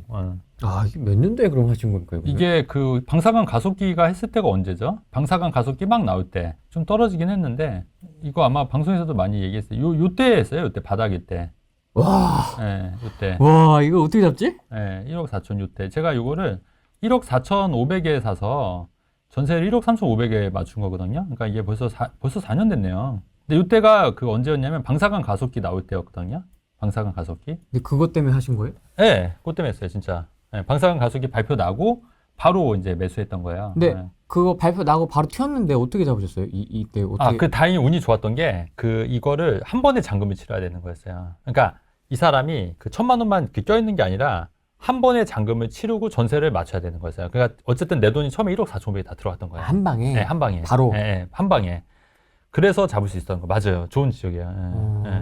만약에 1억 3,500 껴있으면 벌써 나갔을 거예요. 근데 그때 마침 현금이 있어가지고 한 방에 놓고 그러면서 한 달 있다가 근데 이거 제가 좀 실수한 게 뭐냐면 전세를 그때 막 전세 오르던 시절이라 1억 7천 8천 놓을 수 있었는데 1억 3,500에 맞춘 거예요. 그러니까 저도 양심이 있으니까 매매가보단 1,000만 원 낮춰서 해야지 했던 거예요. 불필요한 양심. 그러니까 그랬는데 근데 그랬는데 그래서 저는 딱 2년 있다가 팔려고 그랬던 거거든요. 2년 있다. 네. 근데 이 사람이 세입자가 갱신 청구를 한 거예요. 갱신 청구를 5%? 5%. 그럼 1억 3,500에 5%니까 650만 원인가? 네. 네, 그렇게 되더라고요. 그래서 그런 거예요. 근데 주변 지금 전세 시세가 얼마냐면 거의 2억이에요, 전세가. 전세 볼까요, 시세가? 2억이에요, 2억 전세. 네, 전세가. 네. 전세도 없네. 없어. 네. 전세가 전세도 없어. 거의 없어요. 어쨌든 전세가 되게 높아요, 지금. 근데 이거 지금 1억 3,500에 5%밖에 안 올려 있는 거예요. 그래서 이제 요 아파트인데. 아니 근데 오창 난리 났을 때 네. 아파트가 한 개도 아니고 한두 개도 아니고 네네네. 어떻게 그 많은 아파트 단지들 중에서 아니, 매물 있는 거 한 거예요, 그냥. 매물 있는 거. 지도 보고. 왜냐면 그때는 이제 난리가 났기 때문에. 뭐 어떤 그런 거 아닙니까? 뭐 어떤 연계된 공인중개사가 있었다든지. 아니, 그런 거 없어요. 대표님이 바로. 중개사니까. 아니, 그런 거 없었어요. 그때는. 진짜 그냥 이런 퍼블릭한 방법으로 퍼블릭해서. 접근을 했는데도 맞아요. 그렇게 세팅이 가능하다는 네네. 거군요. 그래서 1억 4,500에 사고, 근데 그것도 웃겼던 게 뭐냐면 아침에는 1억 4천에 하기로 한 거예요. 근데 이제 약속이 있어가지고 누가 온다고 그래가지고 점심을 같이 먹기로 해가지고 점심을 먹고 다시 전화했더니 이제 매도인이 500을 올려달라는 거예요. 그래서 1억 4,500이 된 거예요. 근데 우리가 여러분 생각해 뭐냐면 그런 경우 되게 많잖아요. 500 올려달라고. 근데 그럴 때 하는 게 맞는 것 같아요. 결론적으로. 이미 내가 다 분석 끝내놓은 거예요. 네네네. 그러니까 500 정도 해서 근데 이제 기분 나쁘면 안 하잖아요. 근데 지금 생각하니까 그냥 하는 게 맞았던 것 같아요. 500 넣고. 그리고 나서 하고 대신에 이제 이게 이 세입자가 아마 그때 빨리 끝내서 잔금을 빨리 치는 조건이었어 대신에. 근데 이제 마침 제가 돈이 있으니까 일단 잔금 내가 치러주겠다 하고 그다음에 이제 세입자를 이제 1억 3,500에 맞춘 거죠. 그래서 결국 내 돈 1,000만밖에 안 들어왔던 거예요. 근데 이제 아까 말씀드렸듯이 그때 전세를 1억 5천, 1억 6천 넣었어야 돼요 사실. 그러니까 여러분은 저처럼 그렇게 하지 마세요. 그러니까 끼고 산 게 아니고 다시 맞춘 거예요? 다시 맞춘 거죠. 그걸 1억 3,500에 맞춘 거예요? 그러니까 착하네요. 그래도 1,000만 원 갭으로. 그러니까 만약에 1억 6,500 했으면 다 회수를 했을 거야. 풀피로. 근데 이제 그래도 이 사람도 왜냐면 요새 등기부등 떼보면 얼마에 산지 나오잖아요. 근데 이제 자기가 전세가 1억 6천에 들어갔는데 이 사람 1억 4,500에 샀네 그러면은 좀 뭐 기분 나쁠 수도 있을 것 같기도 하고 그래서 그냥 1억 3,500에 하자 그래서 그냥 알았다고 하고 그래도 그냥 매매가보다는 싸게 전세도 놔야지 이렇게 해서 한 건데 근데 이제 그리고 나서 계약갱신 청구라는 게 제도가 생긴 거예요. 그럼 지금 갖고 계시고 이게 지금 요때였네. 1억 5때 2019년 5월이니까 아마 요때일 거예요. 진짜 거의 바다. 요때 1억 4,500 요럴 때. 요때 2019년 5월에 샀으니까. 그래서 이게 이제 딱 발표 나오고 막 떡상을 했죠 이렇게. 네네 맞아요. 올라갔다가 이제. 그러니까 요때 못 팔았어. 21년도에 팔아야 되는데. 계약갱신 때문에. 계약갱신 때문에. 그러니까 계약이 틀어진 거예요. 근데 왜냐면 이게 세입자가 더군다나 전세가 낮게 들어있으면 안 사요 사람들이. 그렇죠. 투자금이 많이 나와요. 투자금이 많이 들어가니까. 그러니까 저는 계약갱신 청구는 상상도 못했죠. 그러니까 만약에 제 예상은 제 생각은 요때 사서 2019년 5월에 사서 요 2021년 5월 요때 진짜 완전 피크였잖아요. 요때 팔려고 했어요. 요때. 근데 그걸 놓쳤죠. 아니 그래도 지금 뭐 역전세네 어쩌네 막 말들이 많은데 지금 이 상황이면 마음이 편안한 거 아닙니까? 오히려 이제 만개 돌아오길 바라는 거죠. 빨리 오기를. 그러니까 뭐 왜냐면 또 했으니까. 나간다고 하면 더 좋고 중간에 나간다고 아니 그 나가라고 했어요 이미. 그래서 4년 했으니까. 빨리 나가라고? 아니 그러니까 기간은 채우셔야지. 빨리 좀 나가라고. 기간 채우셔야죠. 빨리 전세 세팅해야 되니까.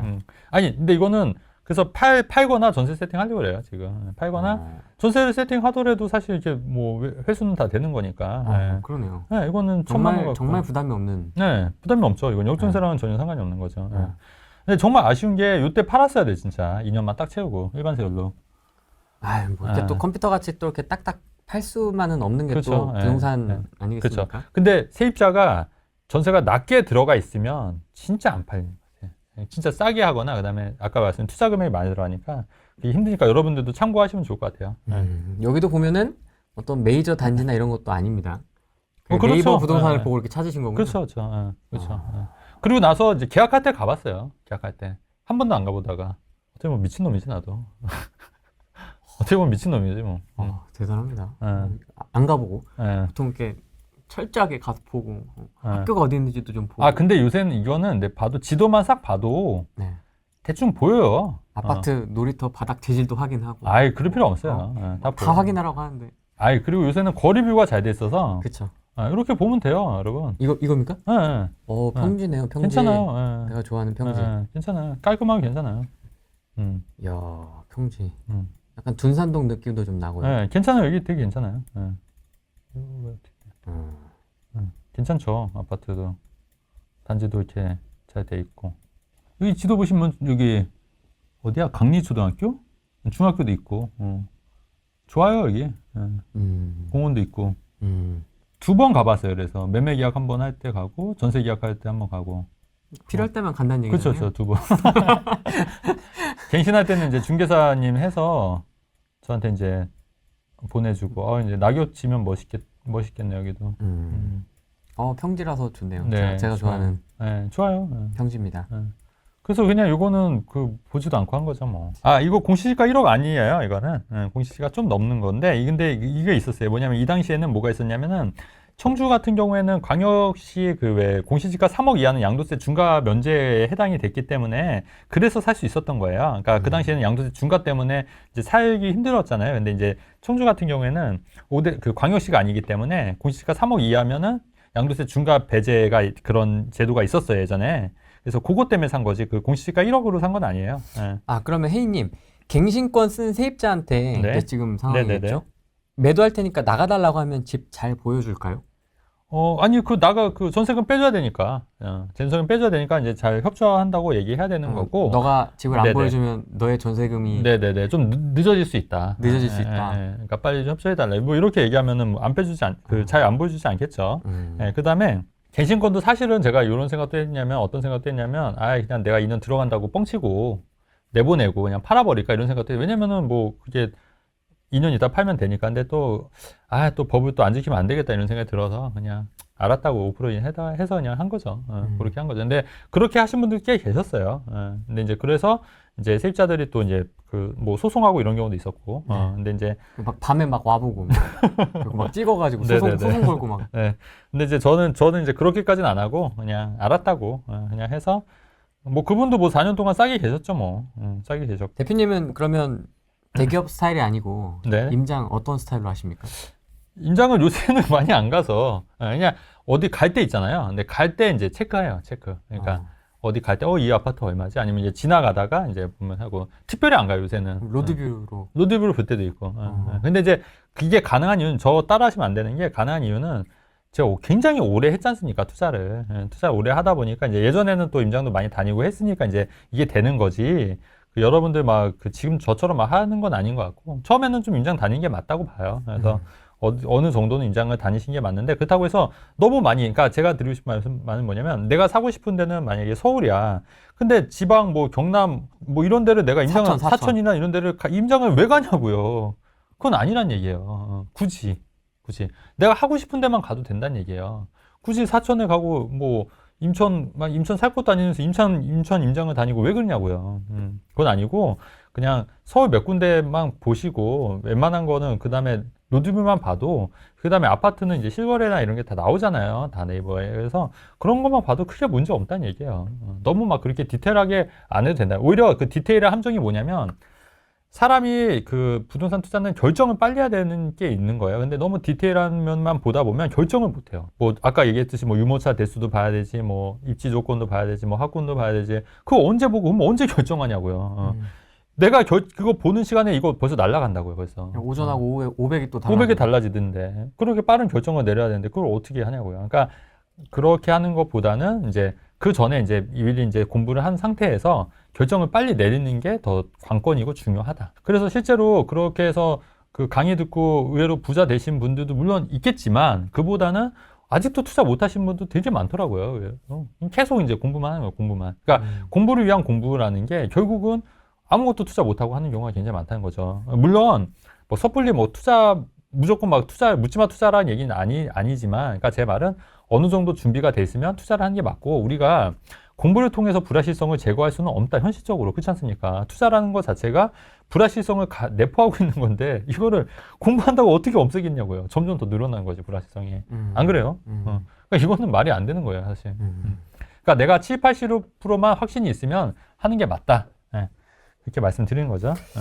확실히 대표님하고 할 때는 네. 투자 사례 얘기할 때가 제일 재밌는 것 같아요. 그래요? 네. 지도 보면서 하는 게. 오피스텔 가격 최근에 하락해서 공덕 오피스텔 한 채 매수했습니다. 2.21억에 샀고요. 보증금 2억에 월세 10만 원 세팅했습니다.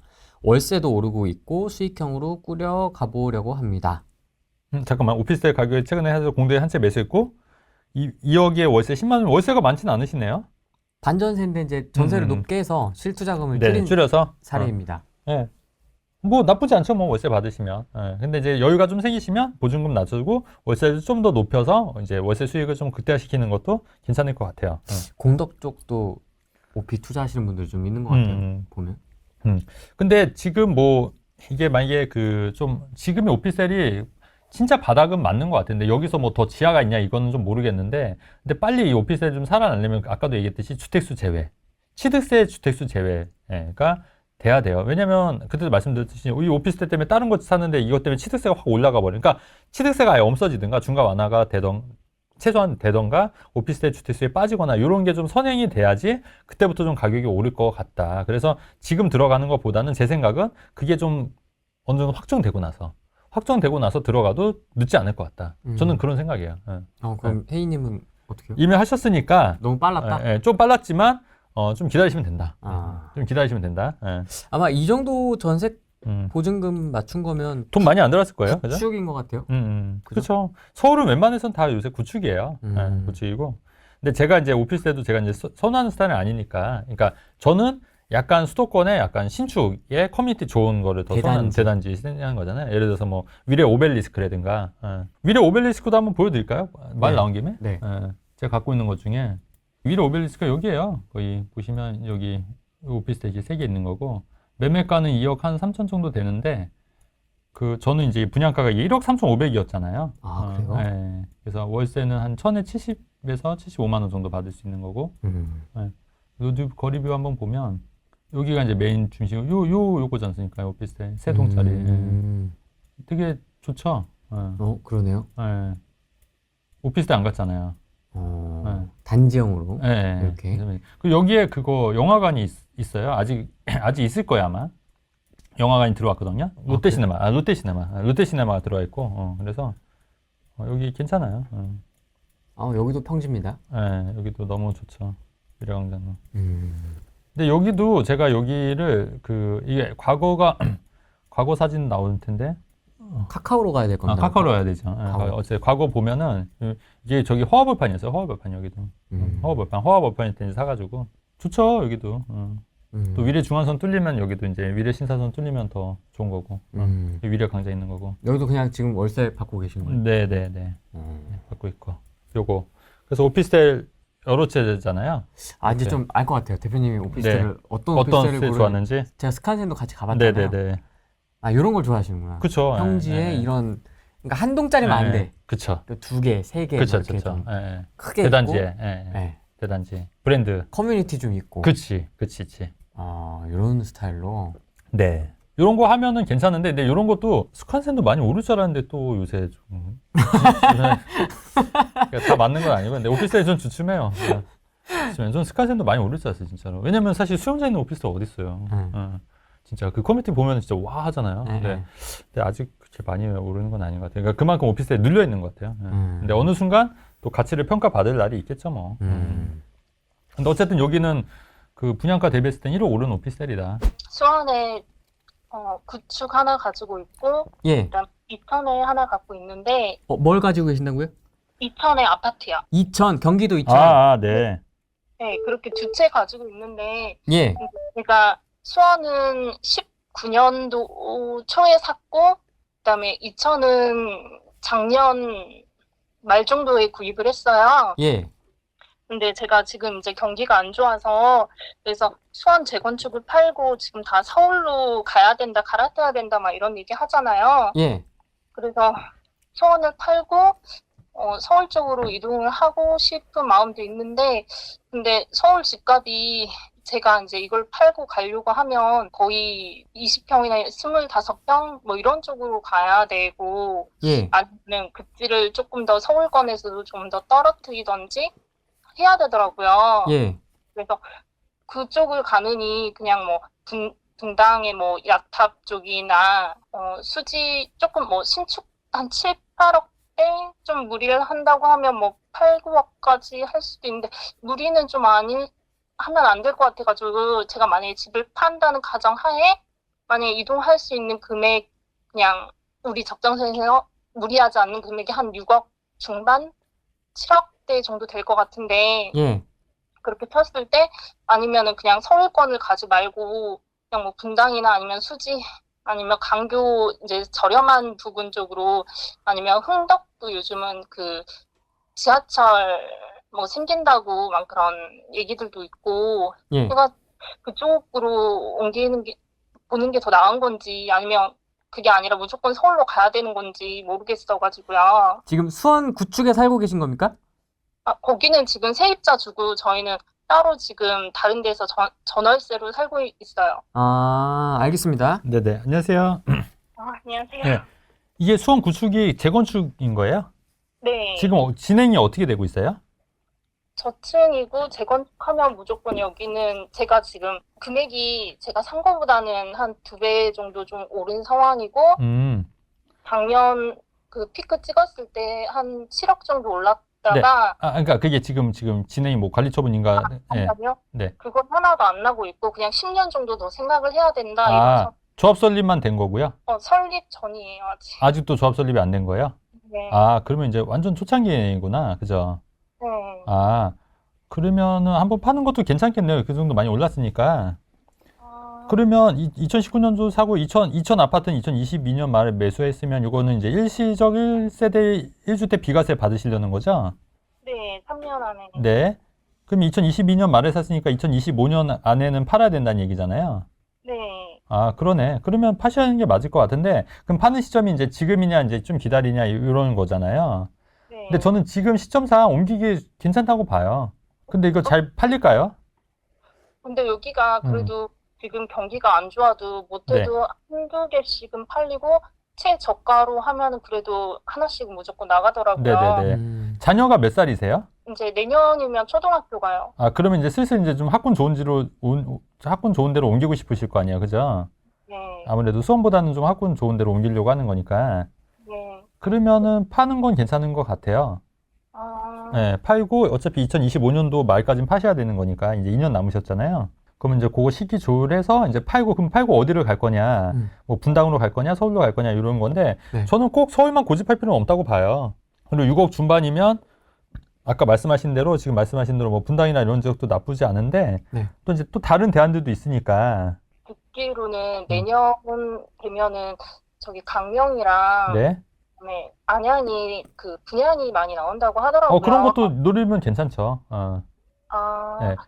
그러면 저희가 이제 저희 그냥 순 자산으로 음. 치면 5억 살짝 안 되고 네. 대출을 조금 한다고 하면 이제 6억에서 6억 중반까지는 우리가 그냥 남편 월급 선에서 그냥 스무스하게 생활할 수 있는 정도가 될 것 같은데, 네. 근데 이제 그 금액이면 안양이든 강명이든 거의 다 20평대더라고요. 그렇죠. 그렇죠. 맞아요. 예. 맞아요. 네. 새 아파트는. 예. 네, 근데 저희는 약간 한 못해도 30평 정도는 돼야지 좀 살기가 네네네. 편하더라고요. 그래서 그렇게 하기에는 좀 무리가 있을까요, 저희가? 그러니까 그러면 이제 이건 좀 평수 때문에 문제라고 하면은 아까 말씀하신 순자산이 5억 정도면 사실 10억대 아파트 정도가 이제 구매 절반 정도 보면은 그 정도가 적당하다고 보시면 34평보다 25평 신축이 맞다는 얘기잖아요. 네. 예, 근데 그러면 이제 방법이 이제 두 가지가 있는데 하나는 뭐냐면 본인이 이제 34평대 뭐 월세 사시고 나머지를, 그러니까 본인 34평 사시고 25평을 뭐 받거나, 그러니까 거주랑 투자를 분리해서, 아니면 그러니까 본인이 34평에서 거주하시고 34평 아파트를 뭐 전세 끼고 사시거나 그런 방법도 있는 거고요. 아니면 그냥 좀 더 이거를 좀 연기해서 제가 말씀드렸듯이 그냥 이대로 이거 수원 구축 아파트 판 자금으로 수도권의 아파트 두 채 전략으로 또 가는 거예요. 수도권이요? 네네네. 그러니까 요거는 이제 입지나 이런 거, 그러니까 좀 오를 만한 지역들을 찾는 거죠. 그렇게 해서 두 채 전략. 그 다음에 이천도 어차피 이것도 올랐어요. 이천 아파트도 2022년 말 그렇게 많이 올랐을 것 같진 않은데 이 당시에 샀었으면. 네, 이거는 제가 꼭지 잡은 것 같아가지고 그래서 이거 팔려고 하면은 좀 오래 걸릴 것 같아요. 그러면 어쨌든 요것도, 그러니까 그렇게 되면 이천 아파트를 내두고 나머지 주택을, 근데 이제 취득세가 문제긴 한데, 그러니까 어쨌든 요거 팔고 저는 옮기는 건 찬성. 옮기는 건 전 찬성이에요. 왜냐하면 또 2025년 말까지 팔아야 비과세 되는 부분이 있으니. 아니면 이천 아파트를 팔고 수원 구축을 재건축 때까지 기다리는 거예요. 그냥 주구장창. 이천 아파트 어차피 이천 아파트는 손해잖아요. 네. 근데 그거보다는 좀 한번 좀 옮기고 싶으신 거잖아요. 학군 좋은 데로. 그러니까 제가 고민이 되는 거예요. 네. 아파트를 그냥 계속 10년 동안 갖고 있으면 못해도 얘가 신축이 됐을 때 9억 이상은 될 것 같거든요. 그 말도 맞아요. 예. 네, 그래서 한 재건축 10억이, 되면. 10억이 넘을 확률도 높은데 음. 그거를 그냥 얘가 이제 크고 그러니까 학군이 상관이 없으면 이사를 하고 그냥 입터에 그냥 배하듯이 상관이 없을 것 같은데 네, 학군이 끼니까 이게 금액대도 이제 다른 데로 너무 애매하고 네, 그리고 이제 나중에 오를 게 보이는 아파트인데 이거를 또 팔자니 조금 아까운 감정이 있어요. 왜냐면 우리가 나중에 그만큼 돈을 벌 수 있을 거라는 생각이. 네네네. 그러면 그 생각이 되시면 이런 전략도 있는 거예요. 그러니까 수원 구축을 그냥 메인 주택으로 가져가시고요. 네. 이천 아파트를 팔고 이제 다른 거 2주택을 투자용으로 가는 거예요. 이천 돈으로요? 네네. 이천 돈 판 돈을. 그래서 그거를 투자용으로 아파트로 가시고 요 돈을 어차피 이게 추가 분담금이나 이런 게 또 돈이 더 들어갈 수 있으니 돈을 더 불리는 거죠. 뒷바퀴를. 그러니까 꼭 수원 구축 아파트를 비과세로 팔 이유는 없어요. 그렇게 되면. 제가 이천을 팔려고 하는데 여기는 진짜 싸게 제가 완전 손해를 뭐 한 3천 막 이렇게 3, 4천? 3천 정도 이렇게 하지 않는 이상 안 팔릴 것 같거든요. 네. 근데 한편으로는 싸게, 그러니까 이것도 이제 어떻게 하시면 되냐면, 다른 거를 봤는데 물건이 진짜 괜찮다. 네. 그러면 내가 싸게 3천 손해를 보더라도 싸게 잡는 게 나을 수도 있다는 얘기예요. 아, 네. 다른 거. 네네. 다른 물건이 좋은 대안이 있으면. 아, 근데 어쨌든 2천 아파트 이거는 제가 볼 땐 실패한 투자일 가능성이 높거든요. 네. 예, 그러면 빨리 이거는 정리하고 다른 걸로 갈아타는 것도 전 나쁘지 않다고 봐요. 제가 이거를 책을 보고 투자를 한 건데, 어떤 책이요? 2천에 있는 아파트. 그러니까 네. 제가 부동산 공부하다가 책으로 처음에 이제 공부를 시작했는데, 네. 어떤 책이요? 제 책은 아닌 거죠? 네, 저도 이제 그때는 네. 선생님 모르는 상황이었고, 네네네. 그 뭐 30채를 투자해가지고 뭐 얼마를 벌었다 이런 책, 빨간 책인데 아파트 투자 뭐 30채 몇 채 뭐 이렇게 투자해서 네네. 네. 벌었다는 그런 책을 읽고 제가 이제 네네. 잘 모르겠어요. 어쨌든. 네. 사람들이 네. 그때 많이 소형 투자해가지고 네. 그 책을 보고 약간 공업 지역이라든지 사람들이 많이 사는 쪽에 그런 쪽이 사면 좋다 해가지고 네. 그러니까 근데 그게 이제 그것도 막 틀린 얘기는 아닌데 이제 시점이 중요해요. 시점이. 그러니까 이제 들어가신 시점이 제가 볼 때는 너무 고점일 때 들어갔어요. 네, 시점 자체가. 어쨌든 책 보고 한 거에 대해서 뭐라고 할 건 아닌 것 같고.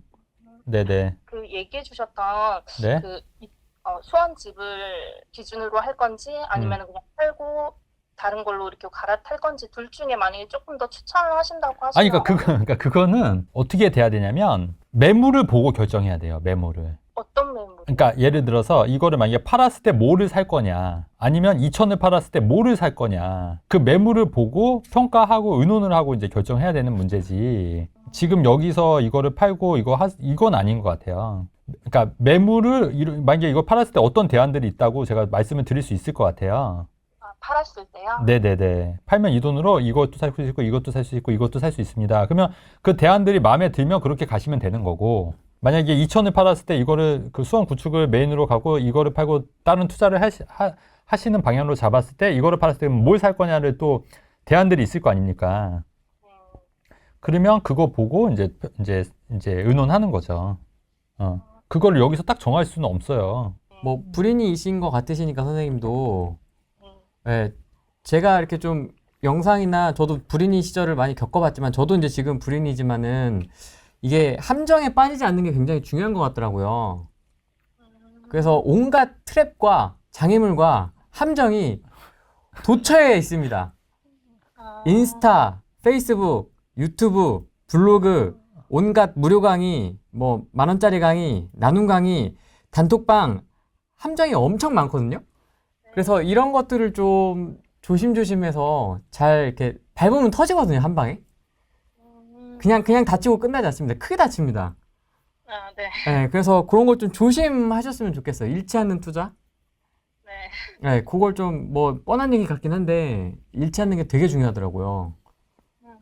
네, 그 부분에 좀 초점을 맞춰서 한번 방향성을 잡아보시면 어떨까 갑자기 개인 상담소가 된다. 라는 생각이 듭니다. 네네. 그러니까 이분 같은 경우에 이제 크게 보면 이렇게 보시면 될 것 같아요. 이제 수원 구축을 재건축 호재가 있으니 이거를 비과세로 팔고 분당이나 이제 서울로 이전을 할까, 아니면 수원 구축을 어차피 재건축 호재가 있으니 좀 장기로 보시고 네. 이제 2천 아파트를 팔고 이 돈을 가지고 이제 투자를 할까. 네. 이렇게 큰 맥락에서 보시면 될 것 같고, 지금 당장 뭘 결정할 필요는 없지 않습니까?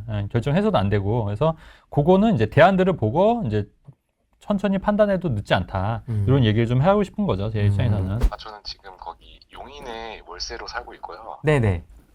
제가 그 2020년에 그 서초 쪽에 하나 갭으로 투자를 해놨었는데요. 예. 그때 한창 전세가가 막 엄청 오를 때 네.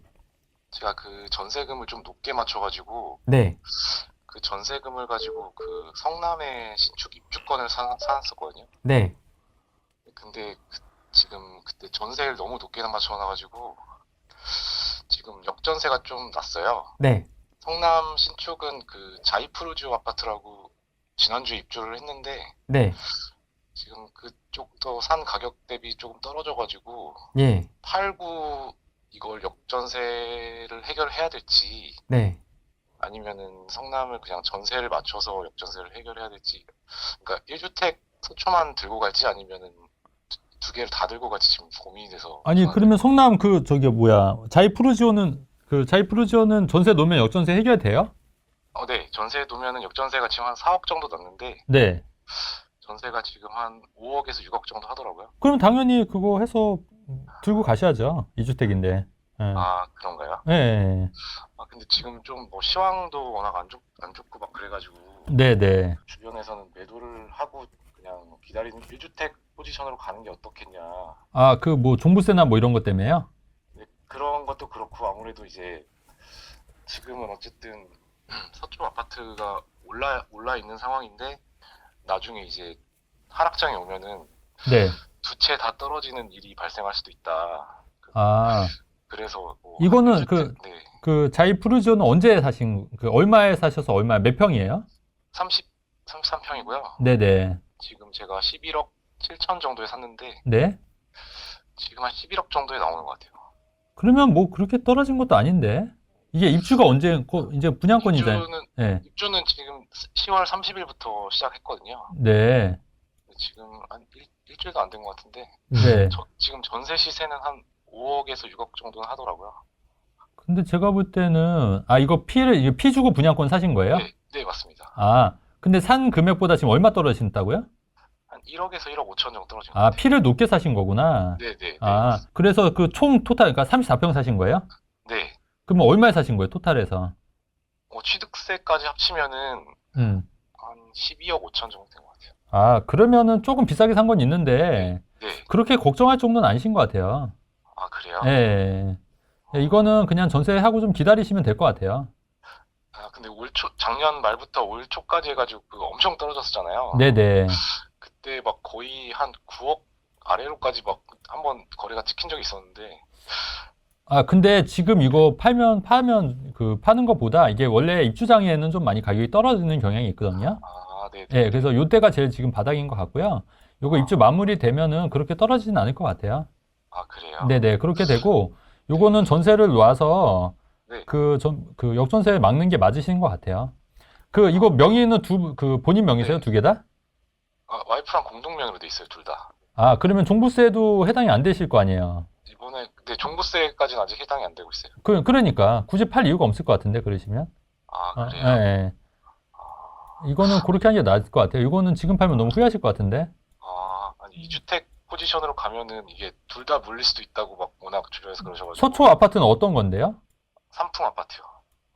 그것도 나쁘지 않죠. 근데 거기는 네. 저희가 이제 아기가 있어가지고. 네네, 거주하고 계신 거예요? 아니요. 거기도 지금 전세를 주고 아, 저희는 그럼 지금 어디 사세요? 지금 용인에 월세로 살고 있어요. 용인에 월세로? 네.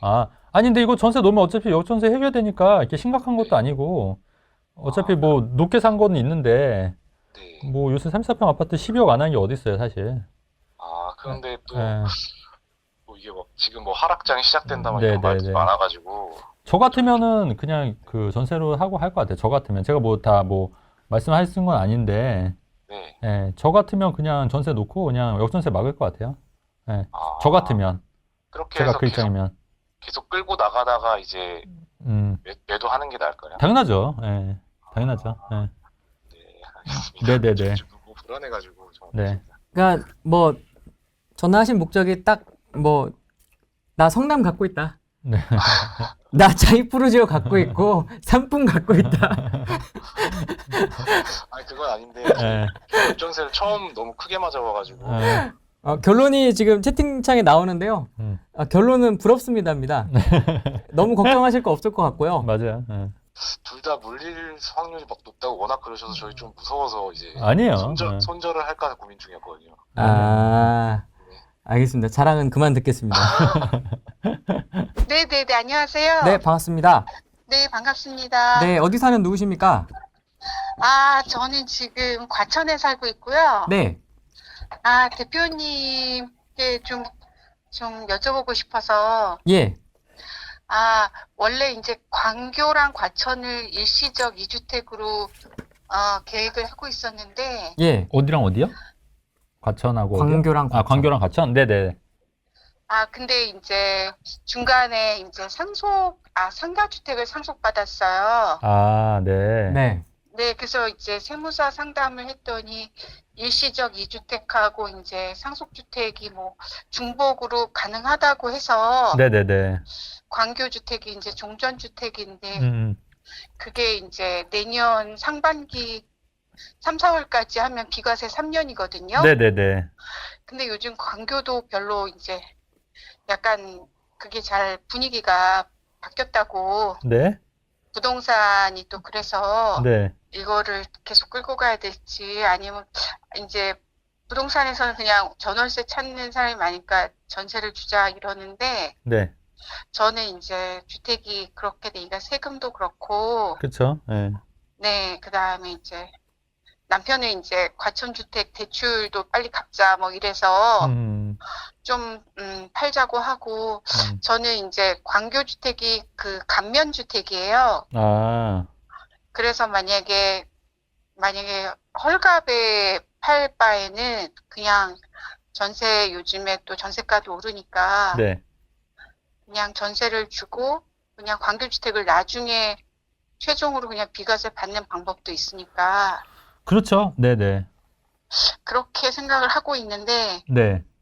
제 생각에 맞는지 아니면 네. 아니, 남편은 이제 네네. 그 상가 주택이 또 약간 그 부모님이 관리를 하시던 거라서 네네. 관리가 잘 안 돼서 네. 상가가 이제 주택은 2계층인데 사무실을 약간 부동산이 이렇게 권유해서 네. 주택으로 좀 쓰셨나 봐요. 네. 그래서 이렇게 3계층 이상이 되면 또 이게 다세대로 될 우려도 있고 네네네. 그렇다고 해서 저희가 그러면 이제 광교주택 비과세 받는 게 조금 안 될 수도 있어서 제가 그것도 불안하고. 그렇죠. 근데 그 광교주택은 비과세 받고 나중에 과천주택도 비과세 받으셔야 되잖아요. 근데 과천주택은 사실 먼저 그 분양 계약을 했기 때문에 일시적 2주택으로 받을 수 있는데 상속주택이 먼저 그 사이에 들어와 버렸어요. 네네네. 과천을 잔금을 치르기 전에. 네. 그래서 이게 상속 후 취득이기 때문에 비과세가 이제 상가주택이 있는 한에는 안 된다고 그러니까 그러시더라고요. 제 말은 상가주택을 팔고 나서.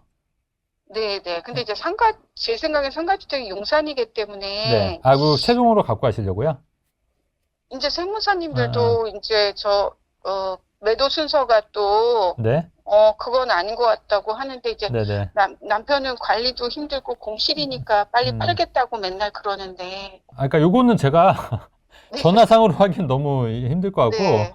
네. 아, 이거는 좀 아닌 것 같아요. 아닌 것 같아요. 어쨌든 저는 광교를 네. 비과세 받는 거는 받으실 수 있는 시점에서 좀 어쨌든 이건 손해보는 게 아니니까 네. 네네 팔고 좀 대출을 좀 정리하시고 뭐 이렇게 해서 자금 흐름을 만들고 주택수를 조금. 네네네 줄이시고 네. 그렇게 네네. 해서 뭐 상속주택으로 가져갈지 과천 주택을 가져갈지 이거는 좀 이제 그거는 또 이걸 분석을 해야 될 것 같아요. 네. 네, 분석을 해야 될 것 같고 그 남는 돈을 그럼 또 어떻게 활용할 거냐. 네네. 네. 맞아요. 예, 요것도 이제 또 관건이잖아요. 맞아요. 근데 이제 세무사님들은 아무래도 이제 그 세무적인 것만 말씀을 드리는 거지. 절세. 예. 그렇죠. 절세 쪽으로. 근데 이제 투자 가치나 이런 거는 맞아요. 네. 그런 거는 조금 더 이게 하는 거기 때문에 요거를 뭐 전화로 이거 뭐 보지도 않는 상황에서 뭐 하기에는 좀 힘들어요. 예. 네. 네네. 어쨌든 뭐 이거는 저 같으면 이거는 이제 광교주택을 내년 3, 4월까지 비과세 된다고 하시니 그때는 네. 조금 처분하신 게 맞을 것 같다. 예. 그렇게 금액을 생각했어요. 조정해서 네네네. 팔 수 있을 때 파는 게 더. 네네네. 맞습니다. 네네. 네. 그렇게 하시는 게 맞을 것 같아요. 예. 네. 네네. 도움이 많이 못 드려서 죄송합니다. 아니에요. 네네. 네, 감사합니다. 네. 네, 고맙습니다. 네, 감사합니다. 네. 패스파인더님 전담 연회원 가입하자. 아니 뭐 오늘 천하제일 자랑대회 하는 그러니까. 거 뭐 하는 거야 이게 지금. 저는 광교도 있고요. 어. 과천도 있는데 거기에 중간에 상가주택이 들어왔어요. 상속으로 이거 웃지 않대요. 지금 네. 그거잖아요 상황이 맞아요. 지금. 뭘 어떻게 비과세 받아야지. 맞아요. 돈 그죠? 많으신 분들 많으시고. 진짜 돈 많으신 분들 참 많은 것 같습니다. 그렇죠. 저희는 또 2주 네. 후 혹은 3주 후에 네네네. 또 뵙도록 하겠습니다. 또 재밌는 내용. 네. 역시 투자 사례가 들어가니까 재밌습니다. 재밌어요? 저도 계속 질문을 하게 되고 하니까 재밌네요. 청주 얘기는 몇 번 많이 해갖고 알 줄 알았는데 또 이게 새롭나 보네 또. 우린 필요 새로운데 그때 얘기를 하셨는데 네. 좀 더 자세히 얘기해 주신 것 같아요. 오늘. 그래서 네, 네. 그래가지고 그러시죠. 뭐. 알겠습니다. 간간히 더 투자 얘기 좀 하면서 해야겠네. 네, 알겠습니다. 오늘은 여기까지 하겠습니다. 네, 감사합니다. 네.